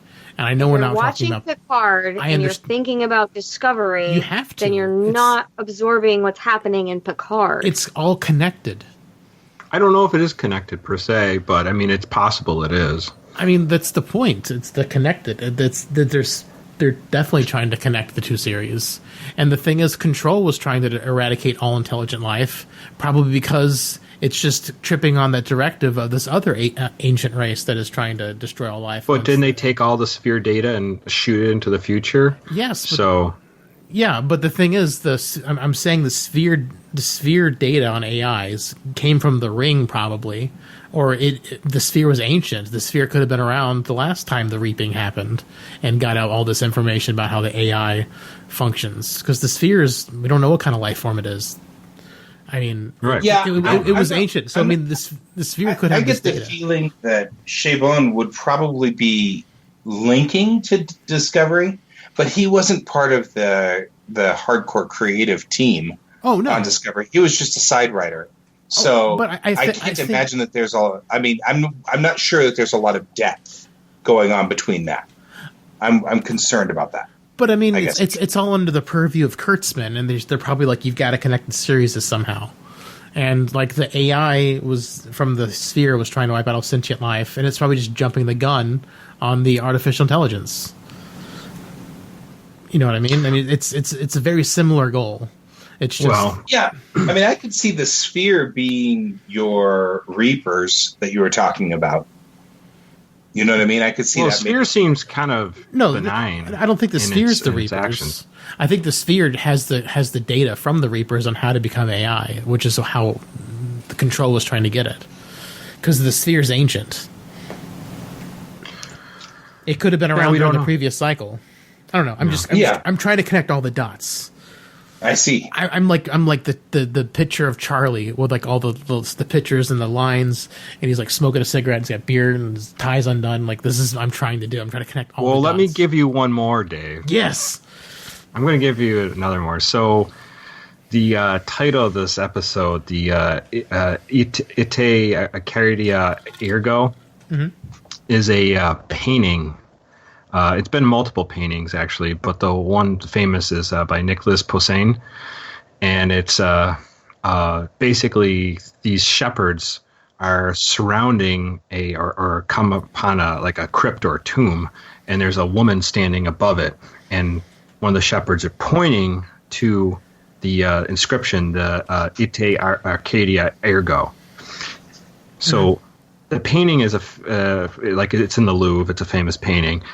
But it's also deeply put into a bunch of like conspiracy and thoughts of like Knights Templar and stuff like that.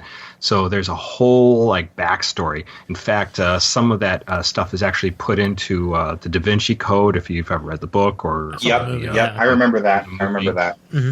So there's a story of a priest that in France that found some old parchments, and they came upon all this like information that's linked to this painting, and this painting is supposed to link to the actual tomb of Christ. And it's like really crazy if you get into it. I've done some reading on it. It's like it's totally insane, but it's very interesting. And I guess if you change this It's Arcadia Ergo. It's anagram that you can change it, and it's in Latin, and the translation is "Begone, I conceal the secrets of God." So there's a lot more going on, I think, with this title, and I think Chabon and whoever else is writing, if you look into this, you might get some more information of maybe where they're going. Yeah. I feel like when I keep hearing Siobhan talking about this. This is level upon level upon level of conspiracy going on here. Yeah, that's what Maddox says. It's lies within lies. Right. So it's a Starfleet conspiracy. It's a Romulan conspiracy. All of these things are deeply, deeply embedded. And to address one of the things we had talked about before, I also feel like one of the biggest things that they're trying to pull here is that fear is like the worst enemy of them all. Fear is the mind killer. And so it is. And I think that that's what we've been laying in those first 7 episodes was how much fear is in the galaxy at this point in time. Everybody's racked by fear. Everybody's locked down by fear. Yeah, but it's different fears. It's like we got a different fears from like the Quat Malat. We've got a different fear from all of the different pieces that we've been to. Even Nepenthe had a little bit of this is what they're fearing. So the idea was to set up this structure of fear that's going on that has changed and altered the Federation that we know and love and made it into something different.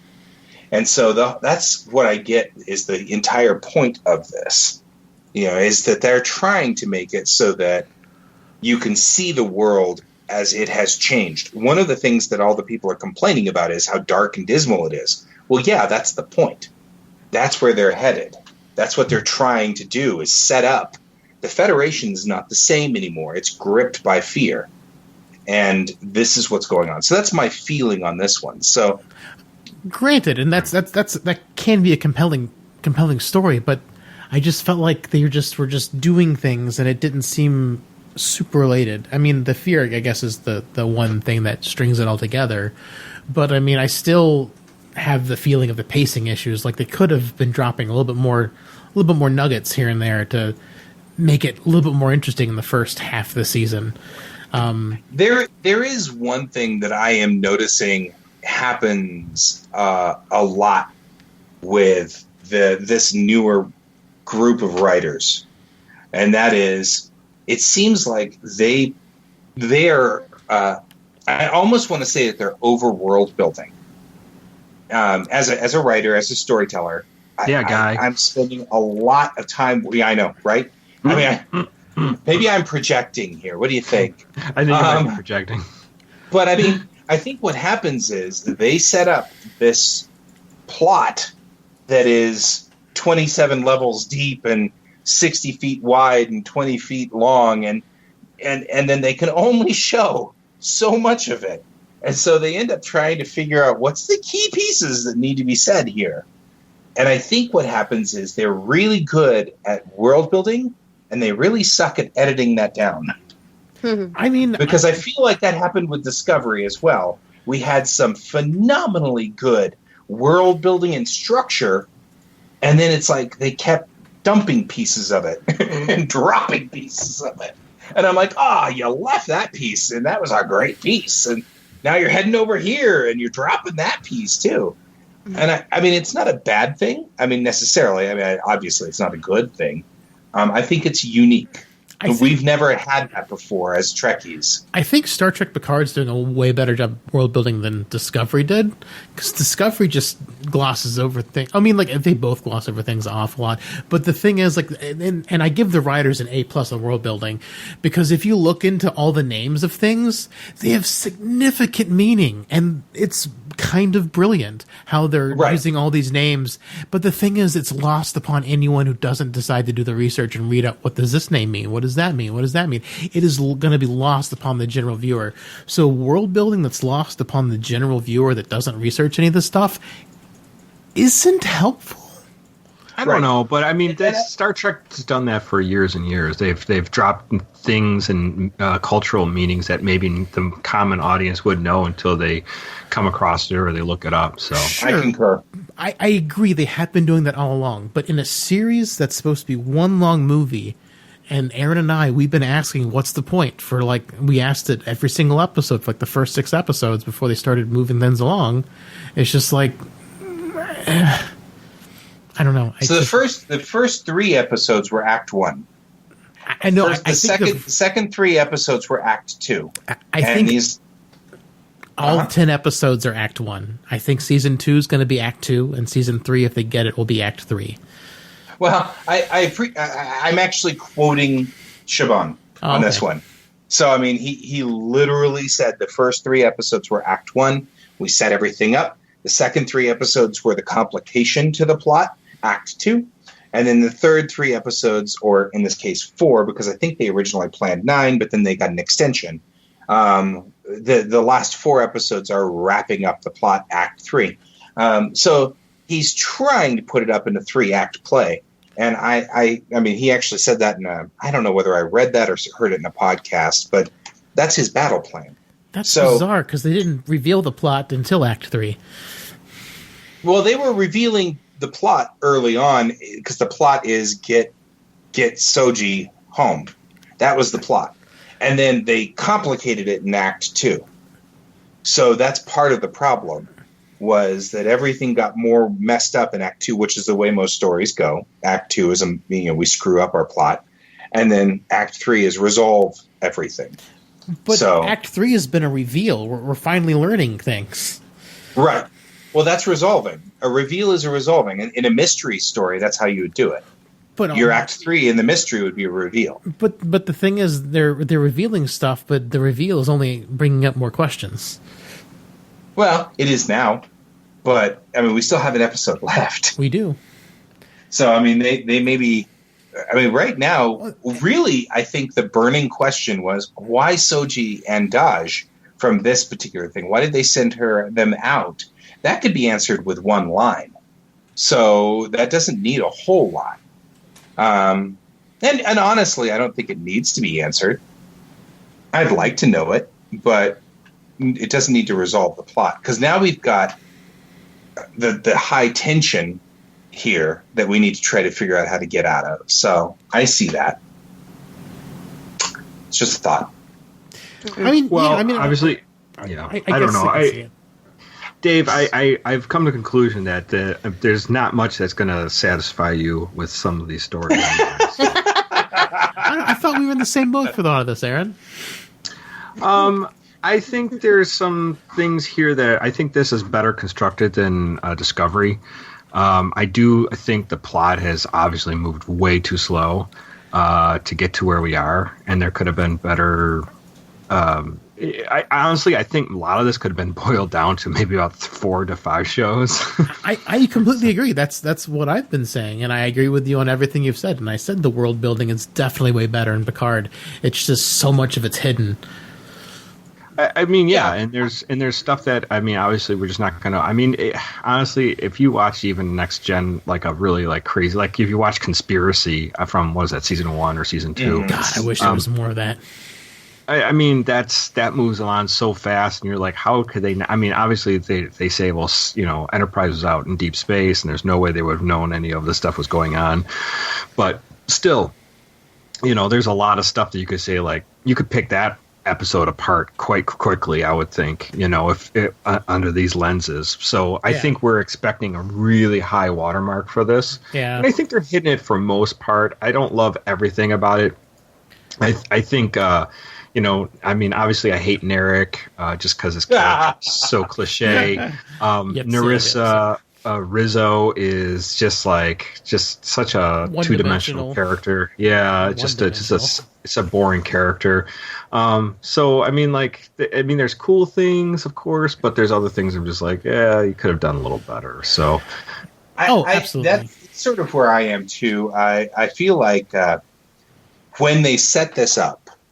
When they originally set this up, the whole concept, and the part of this is that I'm kind of disappointed that clearly this was in Chabon's mind, but he couldn't get it moving.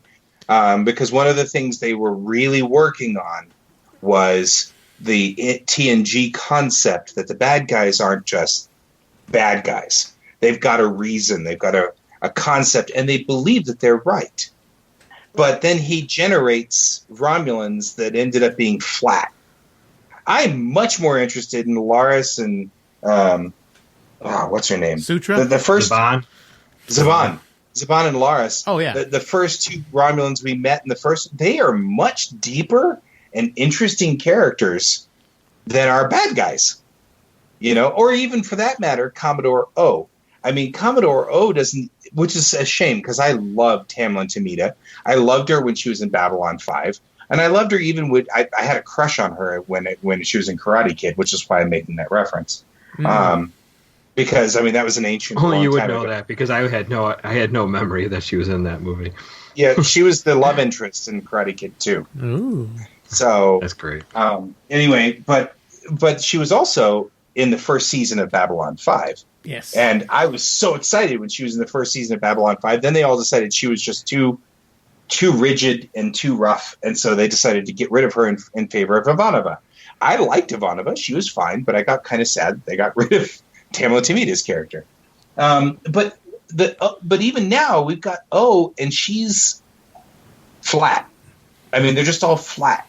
They're just all like single-minded, kill all the androids, and I think that's part of why I didn't like this. We've got a couple of Deus Ex Machinas.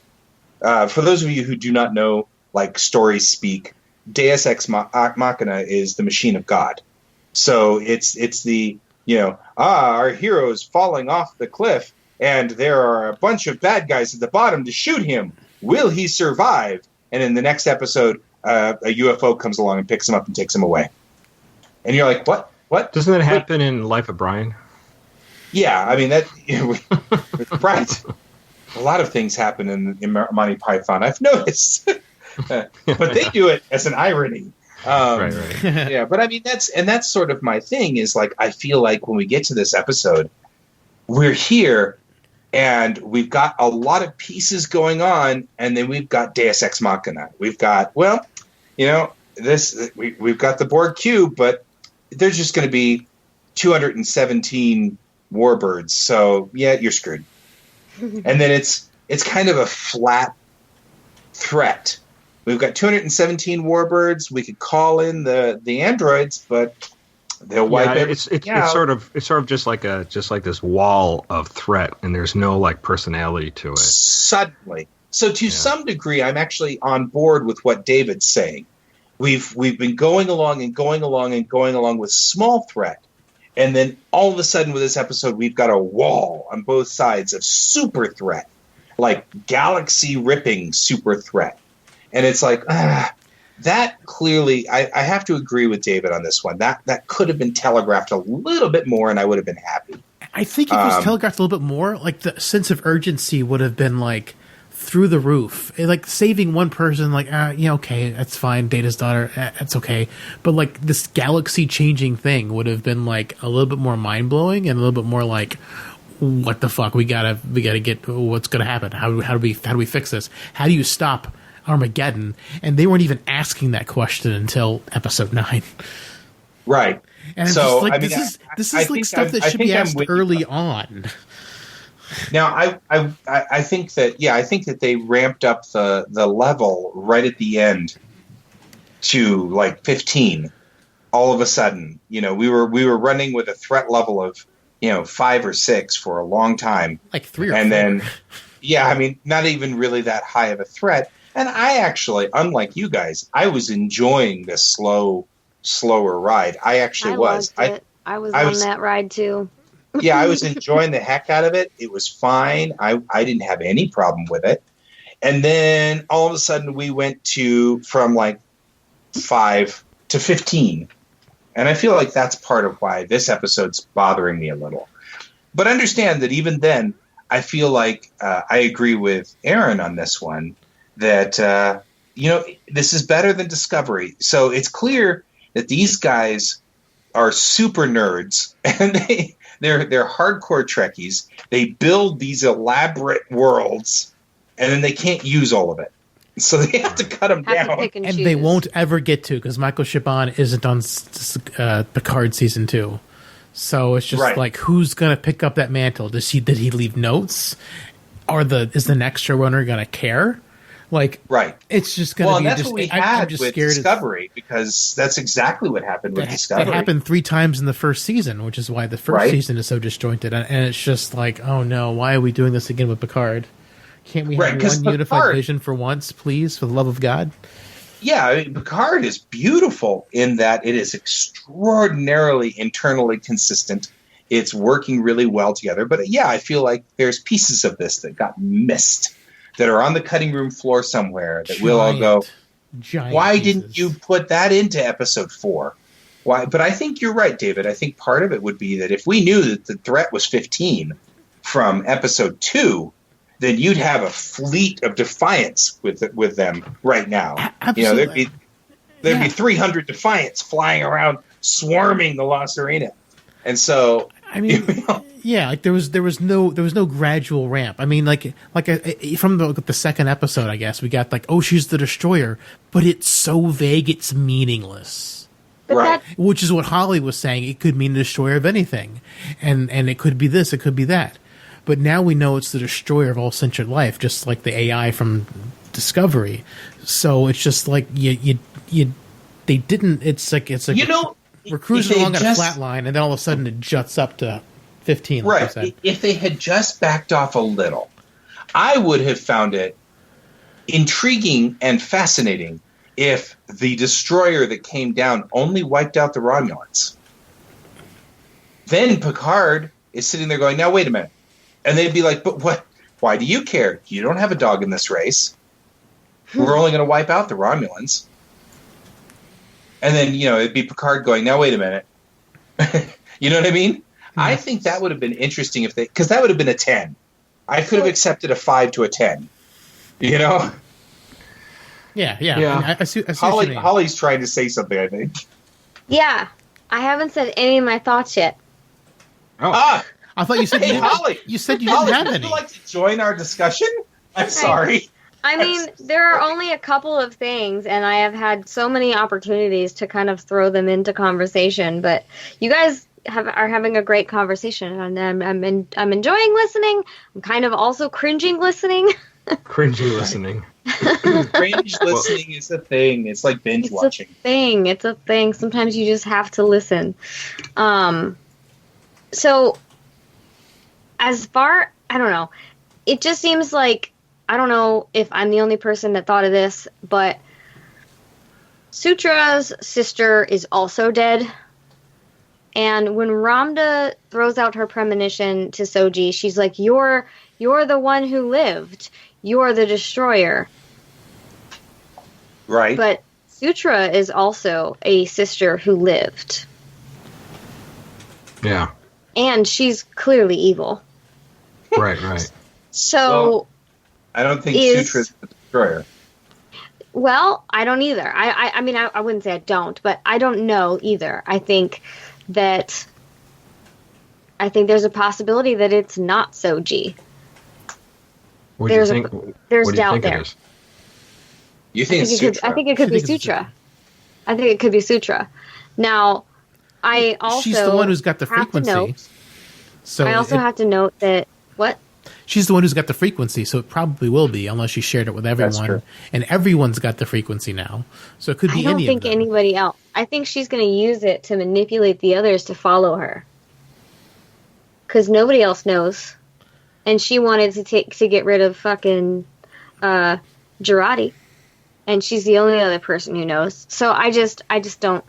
I don't know. Girardi doesn't know. Girardi couldn't piece it together. Only person who knows the signal for sure is Sutra, and she may have told Soji. And from the preview, it looks like she has told Soji, because Picard's trying to persuade Soji not to send the signal in the preview. When she did the Vulcan mind meld, Girardi was present and aware of everything that she was seeing. That's true too. It is true. I thought they said. Yeah. I thought they said later she didn't. I'm pretty sure they said later she didn't understand that she doesn't understand it. That's no. Yeah, I agree with that. I think that was said. But isn't it like a game of telephone? Because you got from Commodore O to Girardi, and then to Sutra. So it's like she was things could be lost in translation.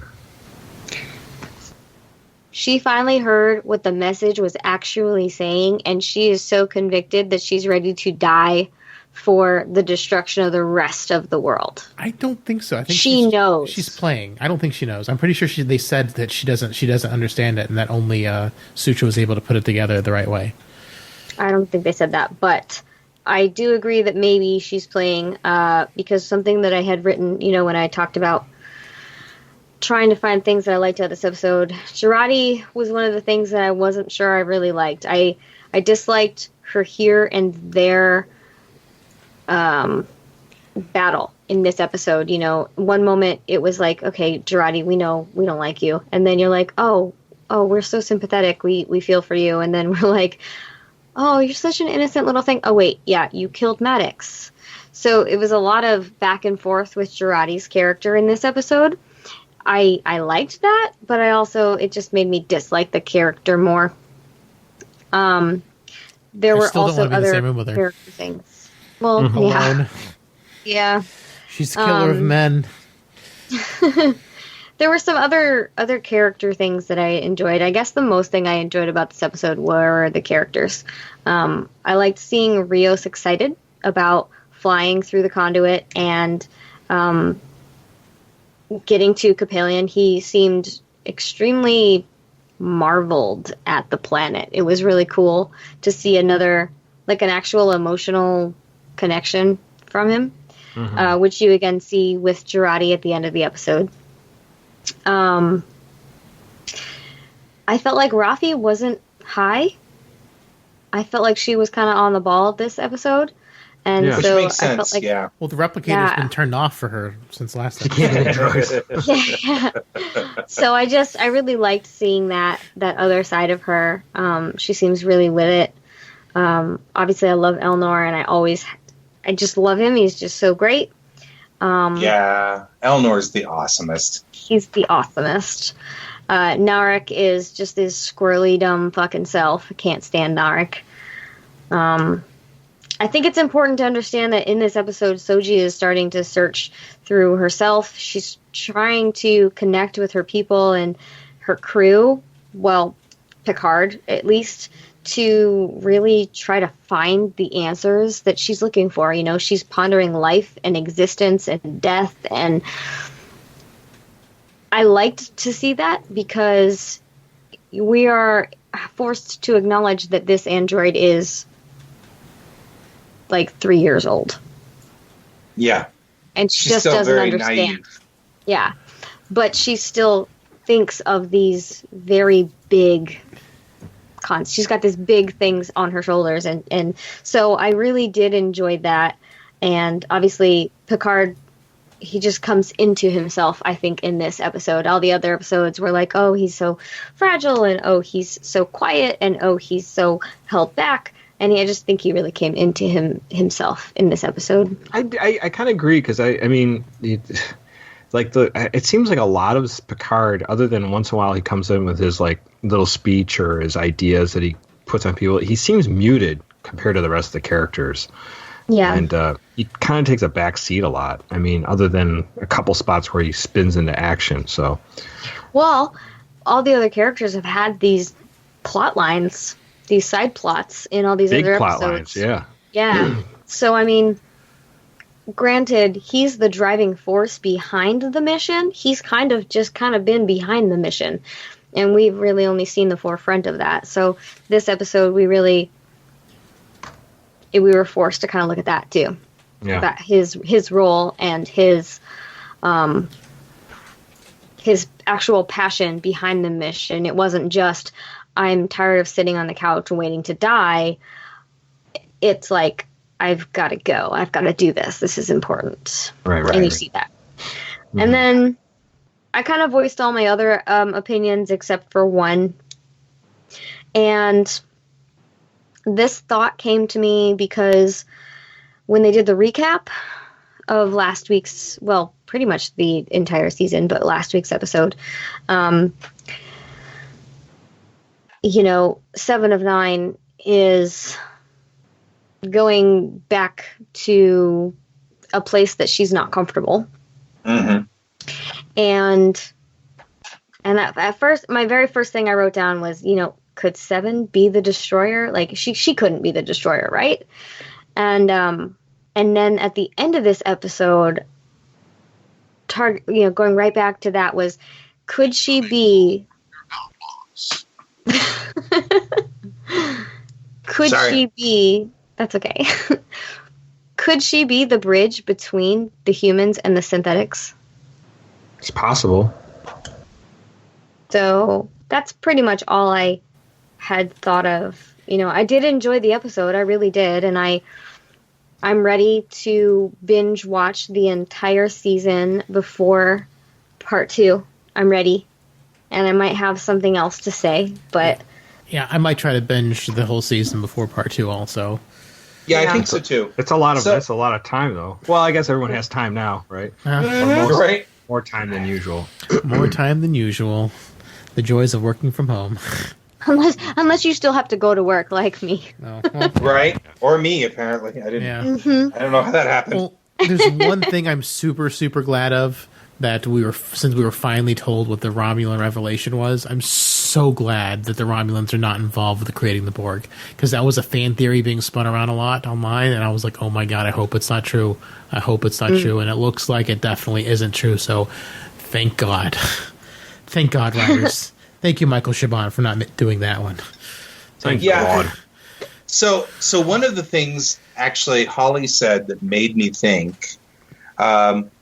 I think that's part of what was loaded up on this episode that was the series, this movie, this 10-hour movie, is I think that they are setting up all of the crew of the ship. So they had to go through, okay, before we get to the plot of our story, let's real quickly show where this guy came from and where that guy came from. Their faults. And let's get all these people together because you're going to have to deal with them next season as the crew of the La Serena. So I get the crew of the Borg cube. Of the crew of the Borg cube. So I think that's now that she mentions it, I agree totally with her. I think that's part of what's going on. And so that's what bogged down all of it. They had to kill plot for it. Right. Oh gosh, we could tell you a little bit about the plot of this series, but we've got to go to Elnor's homeworld so you can see where he's from. So that next season, when he's killing everybody left and right with a sword, you won't see where that come from. Right. True. I still think them going to get Elnor was a tremendous waste of time, because Picard has 2 Romulans that are way more useful and way more world-wise and just as deadly, because there's 2 of them and they don't use swords. That's for redemption, and it fits, and I'm okay with that. Sure. But think about it. But they're way more useful than Elnor. Yeah, but those 2 deserved to retire and take over his family's vineyard. They've been retiring for the past 12 years. Right. But that's what it was something that Picard could do for them that it needed to happen. It's fine, but they're way more interesting characters than Elnor. And all the goodbyes you shut your mouth. All the goodbyes and all the stuff with Elnor have been not earned, because Elnor and Picard have barely had any scenes together since the first episode they were together, and they haven't earned all these tearful goodbyes and all this stuff like that. It's not earned. They haven't rebuilt that. Well, connection. they knew each other as kids. I disagree. Yeah, you don't just see the only time that Elnor has ever interacted with Picard as a child. It was clear in that episode that Picard has been coming there for years. Yeah, before he decided not to go there anymore. But even then, I mean, I'm on board with you. I'm on your side here, Holly. In this case, I agree. Elnor is a redemption story. That Picard picked up Elnor because he should have picked up Elnor 15 years ago and didn't, and abandoned Elnor when he really shouldn't have. He's picking. This whole thing is about Picard going, you know what? I was an idiot. I should have been doing the right thing, and I spent 15 years not. So Elnor makes total sense. I get that. It's the fact that Elnor is tearing up, that's because of absolute candor. Yeah. I mean, one of the best scenes ever was Elnor killing everything known to man and then seeing Seven of Nine and hugging her. Right? That was such an awesome scene, because that's what I would do if I wasn't doing the manly man macho thing, which, our society keeps putting on me and putting on my shoulders. I totally would have hugged her. I was like, thank you for saving me. Yeah, absolutely. Well, no, I mean, like, I don't dislike Elnor. Elnor's fun. He's the comic relief because he's so unversed in the world. Aloof is the word. But just from a plot perspective, other than, putting aside Picard's redemption arc because he's fucked up so much the last 15 years, from a useful standpoint, they are definitely more useful to have brought with them than some random. I actually had wondered I'm gonna interject. You go first. Oh, I was just going to say, I thought they were going to put Lars, and who's the male? I can't remember his name. I can't remember. I thought Lars was Zhaban. Yeah, Zhaban, yeah. Zhaban. I thought for sure that Lars was going to make Zhaban go with him. That would have been great. I would have loved one of them. Get off my vineyard. Because they're great characters. I love them. They spent 2 episodes setting them up and they took them away. I'm like, oh, I liked them. I don't think they set them up to take them away. I think they were just rich. I wanted to real quickly touch on Narek, my opinion on Narek. Wait. Because, first you, because you had some. Yes, just that you have to acknowledge, David, that Picard is very closed off and not emotional. He does not say everything he thinks. He's very political. And you have Elnor, who is very open, very candid, and that was necessary to show Picard's development throughout this season. I agree. I can take it or leave it. Has a purpose. I could take it or leave it. You could. Really, I think you're right. The one thing I have to give these guys such wonderful credit for is they picked up on a thread of the character of Picard that I don't think anybody wrote, but existed. And that's really cool. This thread of, like, that last poker game. And I think it was just an accident that they never put the captain in the poker game. You know what I mean? I think that wasn't intentional until All Good Things, when he said, I should have done this years ago. And you realize he doesn't actually emote. He doesn't have a camaraderie. He doesn't have a group of people he's just hangs with because they're his buddies. He doesn't. And so now you have him in failure mode, and he walked away from everybody and just said, screw it, I'm not messing with any of you people. And everybody's pissed at him because they were all relying on him. And I think that when you look at Elnor, that's key, because Elnor is a literal example of that, like a literal embodiment of you abandoned me when I needed you. Right. And you didn't help me. Yeah. And that's what his whole point in the story is to be the reminder that Picard abandoned people when they needed him most. I don't know. I'm pretty sure everyone has told him that every episode of the season so far. Right. Sure. Yeah, but telling somebody that and being a physical reminder of that are completely different. Sure. I'm just playing devil's advocate because that's pretty much my job. Right. That's fair.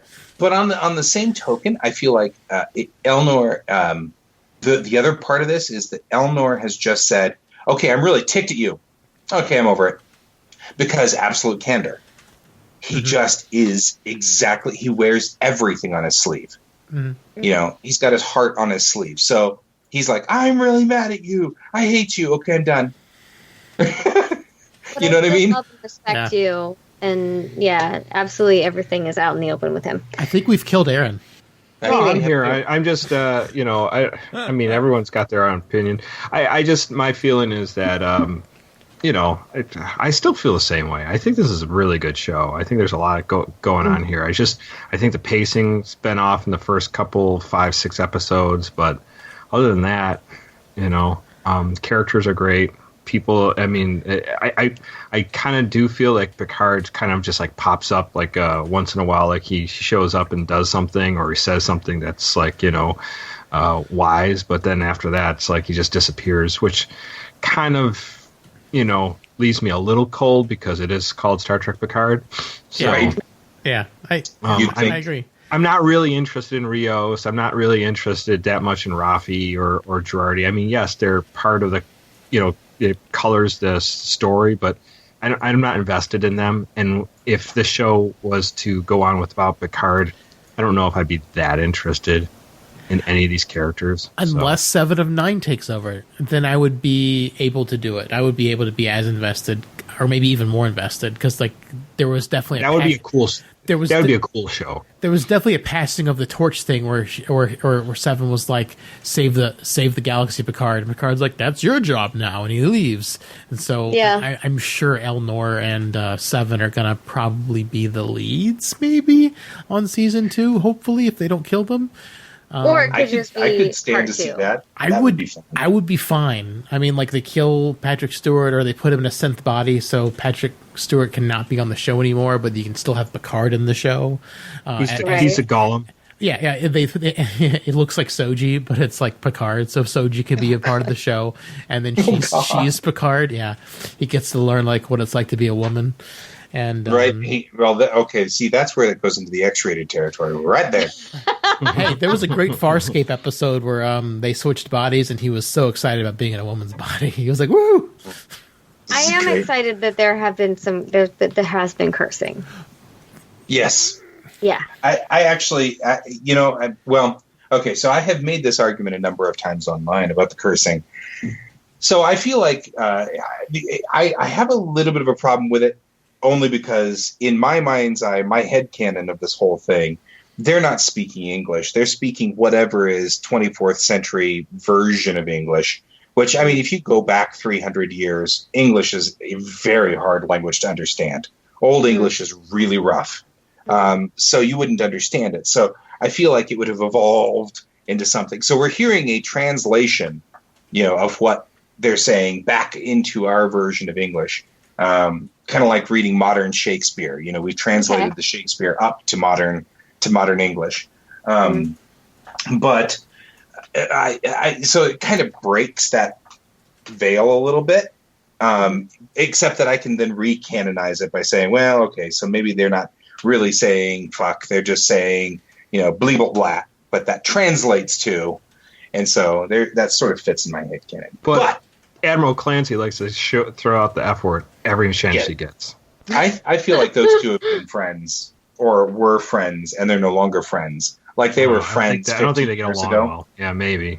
Yeah, but like adversaries, or maybe rough adversaries, and that's fine. But either way, I can actually accept that to some degree because I know a lot of military people, and there's a lot of cursing. Just not usually in their chain of command. So it's kind of a little weird. Yeah, I think cursing would be fine in Star Trek, being on like the pirate side and the riffraff on you're out in the riffraff. In the so that chain makes of command, it was different because Spock was confused by it in Star Trek 4. So it doesn't fit in Starfleet because they've moved beyond that and they've become better. Cursing in Star Trek in and of itself, not a problem. Just in the chain of command, a little weird. That was a little. I agree with you, David. And then Tilly being like, "Oh, that's so fucking cool," because they're playing her as like a autistic person or as like this eccentric, that she doesn't have. She's spectrum. Yeah, she's on the spectrum. So like her saying it, and then Stamets being like, "Oh, it's okay. Yeah, it is fucking cool." Like that makes sense. I actually went with okay with that too. That instance was fine, but the chain of command using it so liberally was kind of weird. But cursing in Star Trek would be fine. Like if it's like aliens, Ferengi, the riffraff, the smugglers, the Orions. Yeah, like that. It would make perfect sense. But I mean, context. Sorry, with the context, I just feel like the way it's been used in Picard, at least with the Federation, it's all been pointed at Picard, and he has pissed off a lot of people. He has been separated. He's known for standing up for his point of view, and so they're just fucking tired of hearing him drone on about the same crap. So cursing at him it's not really out of there. And think about, he lives in France anyway. They curse at each other all the time. Fuck you, fucking American. All the time. But I've also said that, I think that, everybody was like, this isn't Gene Roddenberry's vision. And I'm like, now let's be realistic here. You look at Gene Roddenberry's vision. If Gene Roddenberry were alive Troy today, would have 3 tits. And they'd be exposed all the time. Oh, yeah, all the clothes that fit around because he was a major, I don't know. I mean, but that was his thing. Was naked women. He kept cutting fabric off of the dresses of the actresses to make them just a little bit more revealing. Yeah. And I mean, so this would be just rife with nudity. So which to some degree, well, and I don't know. I feel like I'm on the fence on that one. I feel like that could go really bad. I think I'd be okay if you had Orion slave girls. That fits. That fits their characters. Women. Yeah, and Ferengi weddings. We even said that, right? And Beta Z weddings. All of those 3 things would fit. If you had that in the show, okay, that fits. That's fine. But if you just had Klingon rape. Yeah, that also would be in it too. Sure. But I mean, if you just had random women wandering around naked, I'd be like, okay, really? Well, really? Depends on the planet. Totally would have happened on the Justice World. Only reason they're wearing clothes is because they had to be censored then. Yeah, Haven. Yeah, and then that makes sense too. Like I said, but actually, that's another good statement to the case that I'm making here. It's Haven and Justice, and oh god, all of those were like that, right? I mean, even Code of Honor. Oof. Oh. I mean, really. I know. Ouch. The naked now. Oh.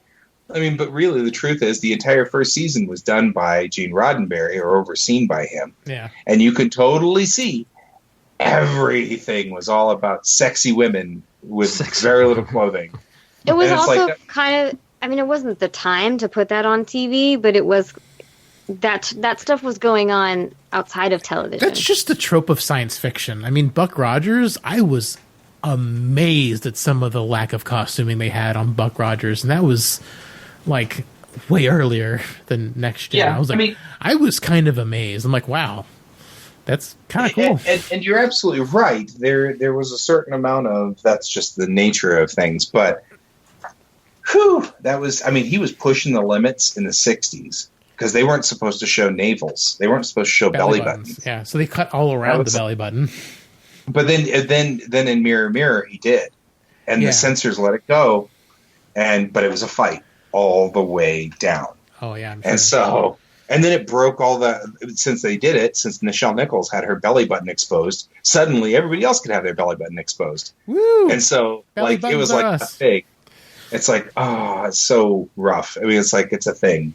But the point that I'm trying to get at is it's not un-Roddenberry-like to add the things into Star Trek that people are forbidden, because he would have had naked women all over the place. Absolutely. if Star Trek aired on HBO instead of syndication, yeah, Yar would have been naked half the time. Troy would have been naked half the time. I mean, it would just been horrible. It would have been fantastic. It would have been fantastic. What are you talking about, guy? Okay. Yeah, okay. You could go that way. Glorious. I mean, nudity has its place. Yes. There is a place for it and a time for it. I feel like Roddenberry would have gone way past that line. Oh, sure, yeah. Turned around and never looked back. Yeehaw, Cowboys.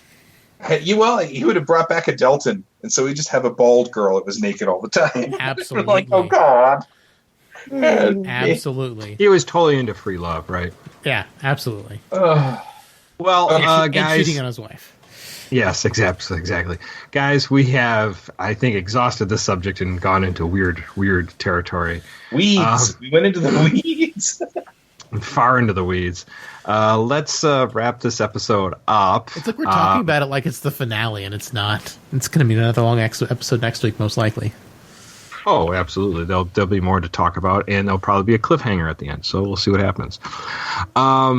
Guy, let's everyone in the audience know where they can find your stuff, what you do. Well, you can find me pretty much everywhere on social media at GS Davis Art. I'm on Facebook at GS Davis Art. I'm on Twitter, and I don't post a lot on Twitter, but I am on Instagram. But in this entire time while we're all locked down, I've been doing extra stuff to kind of keep people entertained. So I've been doing my Springs comic for a little while because I think that humor is a good thing to have. And my Springs comic is cute and about robots. So you can find that on my Facebook page, which is Facebook.com/GS Davis Art. And I'm also world building for people who want to become my patron at patreon.com/GS Davis Art. You can find me doing videos about building the world for Bellatrix Rising. So that's one of the things that I'm doing right now. And that's where you can find me. Awesome. Well, you can also find me. Hang on real quick. I'm sorry. I forgot about Rocky Mountain Geek Tank. I do my own show, Rocky Mountain Geek Tank, and I should say something about it. Otherwise, they're going to kill me. Have you met Chelsea? She'll kill me. Do they listen? Maybe they won't know. Right, that's true. She's very, very outspoken. I think she'd kill me loudly, and then tape it and then publish that as part of Geek Tank, the Geek Tank Special Edition. Guy dies. Guy dies. How embarrassing. That's Rocky Mountain Geek Tank, and you can find that everywhere we do. We're also producing extra content while we're sequestered so that we can keep you guys entertained. So you can find this in either one of those locations. So. Awesome. Very nice. Well, always a pleasure to have you and all your thoughts that come along with Star Trek, because I know you're always brimming with thoughts, Guy. I thank you very much for having me. I really appreciate it. It's good. It's a good conversation. For us, you can find us obviously at Synthaholics.com. You can email us at synthaholics@yahoo.com. Please join our Facebook group at facebook.com/groups/Synthaholics. And there's lots of people talking about all sorts of things Picard right now. So come and join there. You can tweet us at Synthaholic Duo and let us know what's going on in your world there. And if you feel like this show is something you want to support, you can go to our Patreon, patreon.com/Synthaholics, and donate there and help the show. And as always, just an easy way to support the show is just by sharing or word of mouth to your friends, your neighbors, even though you can't probably go out right now because of things happening in the world. Virusy stuff. So anyways, next week we get the conclusion of season 1. Very exciting to see how this all wraps up, or how they decide to wrap this up, or if this will be a cliffhanger, which I'm betting on. So guys, I guess we will all see. Absolutely. Next week. All right. Well, Holly and Dave, lots of fun talking, lots of different thoughts, lots of different arguments on what we think is happening here. So absolutely. Thank you, guys. Yipper. Thank you very much. Thanks, Guy. And as always, live long and prosper, one and all. Before the night's over, I'll puke in the sink and we'll cry till we laugh. And we'll both shit our pants. You're the best drinking friend I ever had. We're just making up for only going an hour last week. Yeah, how long is this one? I've been on the call for 2 hours and 20 minutes. 2 hours and 7 minutes is what my call recorder says. Hold on, Michael. That's almost as long as you and Guy's episode. So it's that by yourself. I'm wondering what the common thread here is. Mm-hmm. Oh, look, there's a mirror right there. Oh, geez. So well, I really enjoyed talking to you guys. Michael just called me, and I have not talked to him actually in almost 24 hours. So I'm gonna get off. All right, yeah, okay. Problem. Have fun. And thank you, Holly. I'm sorry I talked over you a couple of times. No, it's fine. It's hard. It's easier when we're all in the same room. So actually, no, it was great, and I hope I didn't overstep on you, because sometimes I kind of have to go, hey, stop talking. I love that. I'm like, oh, wait, there's somebody else talking. Oh, crap, I should probably stop talking. Yeah. So I thought this was the first time we really got deep in the weeds, like really good, like in a really good discussion mode. I feel like it's been a little bit of a while since we've had a really, really good one, because a lot of times it's kind of back and forth and there's not a lot of follow-up. This one was really nice, I think. It was good. Good. Yeah. I like this episode. Thanks for having me aboard. Yeah, of course. Yeah. It was nice talking to you guys. It was nice talking to you guys. And I'll talk to you later. Right. All right. See ya. I think it's fascinating is that I didn't say this, and I really thought about it, and I was like, we should have said we are doing the ultimate in social distancing. Yeah, I know. Because, We're all this like- show is literally spread all the way across the United States. Well, Exactly. This will be in the outtakes, so it'll still be there if people listen this far. If you can get that far. far. Yeah, right, exactly. Because Aaron tuned out. He's like, fuck this, guys. What did I do? Yeah, you were just like quiet for like 30 minutes. I was like, oh, did we kill Aaron? Oh, you guys were just going at it. I was like, what's there for me to say right now? Yeah, I know. I was just getting worried. I was like, where'd Aaron go? I was like, is he alive? Did we kill him? We The killed one him. thing I did want to say real quickly, while we were, since this is in the outtakes, about Narek, because everybody was like, they hate Narek, and I was like, I did too, but there are two things. One, he is the deepest the deepest character of the Romulans. I mean, he is the best evolved character of all of them, even if he's two-dimensional like instead of one-dimensional. Two-dimensional, right? Exactly. And Harry Treadway is like doing an excellent job. If nothing else, he's good at emoting with his face and like showing everything he needs on his. So as an actor, I got to give that guy props. He's helped make that character not as flat. So it's a flat character, but I love the actor. The actor's doing a great job. Yeah, I agree. I think he's done pretty good at that. He's the Kai Wynn of Star Trek Picard. Kai Wynn. Yeah, except that Kai Wynn was written to be an irritating, and she was actually really deep. That was an amazing. I'm still amazed at Louise Fletcher and how she had done Kai Wynn, because Kai Wynn was awesome. I mean, I hated her, but she was so good because you hated her so much. It was that's it. She's you love to hate. Yeah. I feel like that's how Narek is, because I just can't stand him, and which means he's doing so good. He's doing his job very well. Yeah, but the problem is that I don't necessarily hate Narek. I don't like that's part of my problem. You know what I mean? I want to hate Narek, and I can't. He's just flat. You know, it's like that's my problem. And Narissa's the same way. She's just flat, and I'm like, ugh.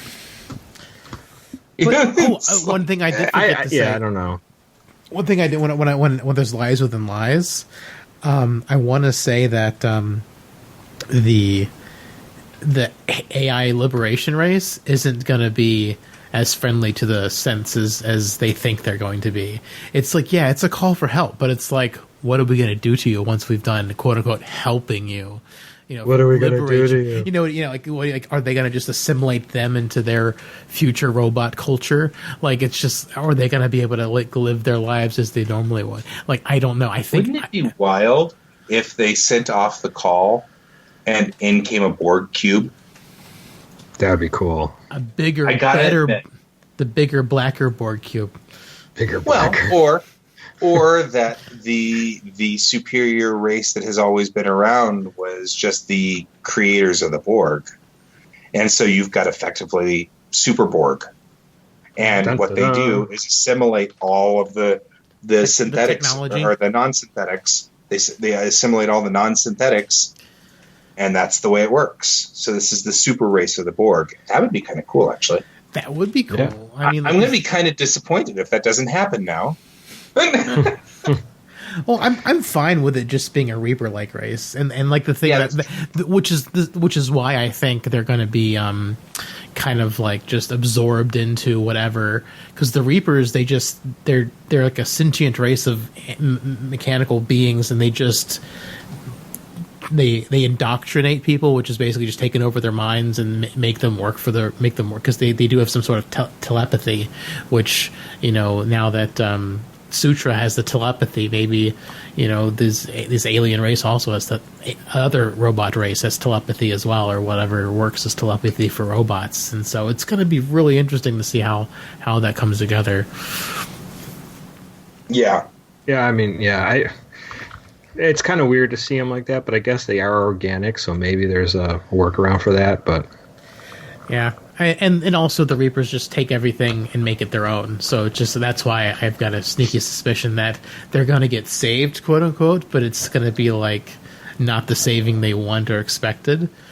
And it'll not like that. Not like that. Don't save me. Yeah, and I feel like a lot of this is going to be. I mean, they've been setting up so much fear. You know what I mean? There's so much about the fear. I feel like that they're going to have to solve the solution here. I mean, this is almost Tamerlanian, almost like that's been a thing that I have put through a lot of my stories too, is fear, because that's a big deal. Is fear makes people do stupid shit, and that's the whole thing. And or employing fear because you want respect, and you're not going to get respect because fear and respect are not the same thing. That kind of stuff. I feel like that's kind of a thing. I don't know. Yeah. So we'll have to see. I mean, it's interesting. I'm excited now that there's like plot I am revealed. too. Now that the plot has been revealed, there's so much more to talk about. There really is, and I'm not irritated by that. It didn't actually bother me. I get why it bothers you, and I don't blame you. Thank you. But it didn't bother me. Thank you for not blaming me. Well, I was going to blame you, but then I decided not to because I'm more like absolute candor now. So I was mad. No, I'm not mad anymore. Oh, okay. Thank you. I appreciate for not being blamed forever for this. But, my God, I so want to play a Quat Malott character now. And actually, I said, in Star Trek Adventures, I actually said that to Holly doesn't want to melt herself. The heat is on. In her house. What's up with you, Guy? I had to restart my computer. Slumming at home? Yeah, slumming at home, but everything else is good. So, yeah, actually, what happened was I've been up here working, and so I was like, oh, okay, well, hey, David messaged me, and he's like, or I messaged David, I'm like, hey, are we still on? And he's like, yeah, it's cool. I was like, yay, cool. And he was like, we're doing it at 10. And I'm like, okay, so that's like 10 minutes from now, right? Yeah. I thought you were I thought you've been waiting for us for like 20 minutes. I felt bad. I was like, oh crap, I forgot. Oh, no. So I was just checking in to make sure. Yeah, so yeah. I went downstairs and I was like, hey guys. And my wife's like, I made dinner. And I'm like, okay, I probably should eat that. I gotta go. Yeah, I felt bad. So, when you guys called, I was like, I'll be right there. I'm like trying to wolf down dinner because I didn't want to she made dinner, and I was like, I felt really bad. I was like, aw. Oh, I'm sorry. It was like, no, it was cool. I didn't know she had done it, so I was like, I'm ready to go. I'm all ready. Yeah, and I walked upstairs. We had a thing this morning, and Holly was like, can we do 10:30? And everyone's like, how about 10? And I was like, yeah, that's cool. And then I totally forgot to loop you in. I'm sorry. I was expecting 8 o'clock my time, so I was good. Oh, you were expecting? Oh, yeah. I mean, we don't usually get started until about this time anyway, just because of shooting the shit and whatnot. Or technical issues. Sorry, Holly. Hello. Oh, Holly. I'm doing all right. I was singing a song to your heater because I was like, the heat is on in her apartment. It was a lot of fun. It's required. See, you were like, I gotta turn the heat off. I'm like, okay, I gotta sing a song. Yeah, right. Stuart felt slighted that you avoided him again, Holly. From last week? Yeah. He's like, every time. Did you tell him I had the Rona? The Rona. Do you have the Rona? I don't think so. But you don't sound I'm like you have also the not Rona. going to go get tested for it. Because it'll cost $1 zillion. Right? That's what I'm saying. And then they'll stick a thing in your nose. Oh, that exactly. I saw an infographic of that. That looks awful. I do not want to get tested for Corona. It's the same for not strep, but is it strep? Yeah, I think it's the same. No, I've been tested for strep. They never stuck anything in my nose. I've had that done. Butt, right? Maybe the old school one, but I mean, the last time I got tested for strep, they just stuck something down my throat. Oh yeah. It's no bueno. Although those people who are human blockheads must not have an issue with it at all, because I mean they're used to sticking stuff on their nose.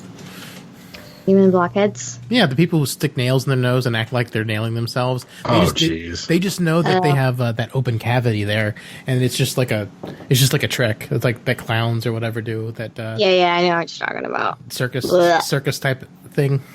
Yeah, human blockheads. What the attraction's called. Never knew that. This is on the I'm not sure I wanted to know that sort of thing.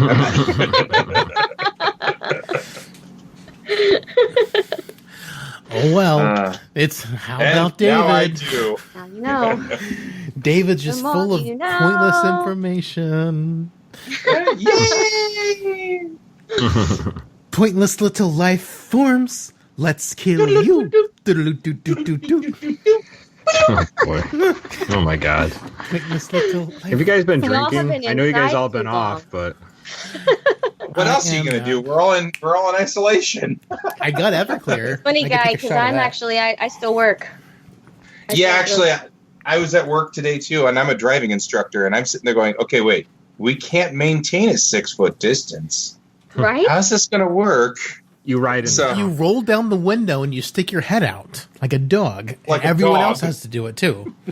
It's called the dog maneuver. It's very similar to the Right? Riker maneuver. Okay, here's the deal: you're learning to drive, but I want you to roll down your window.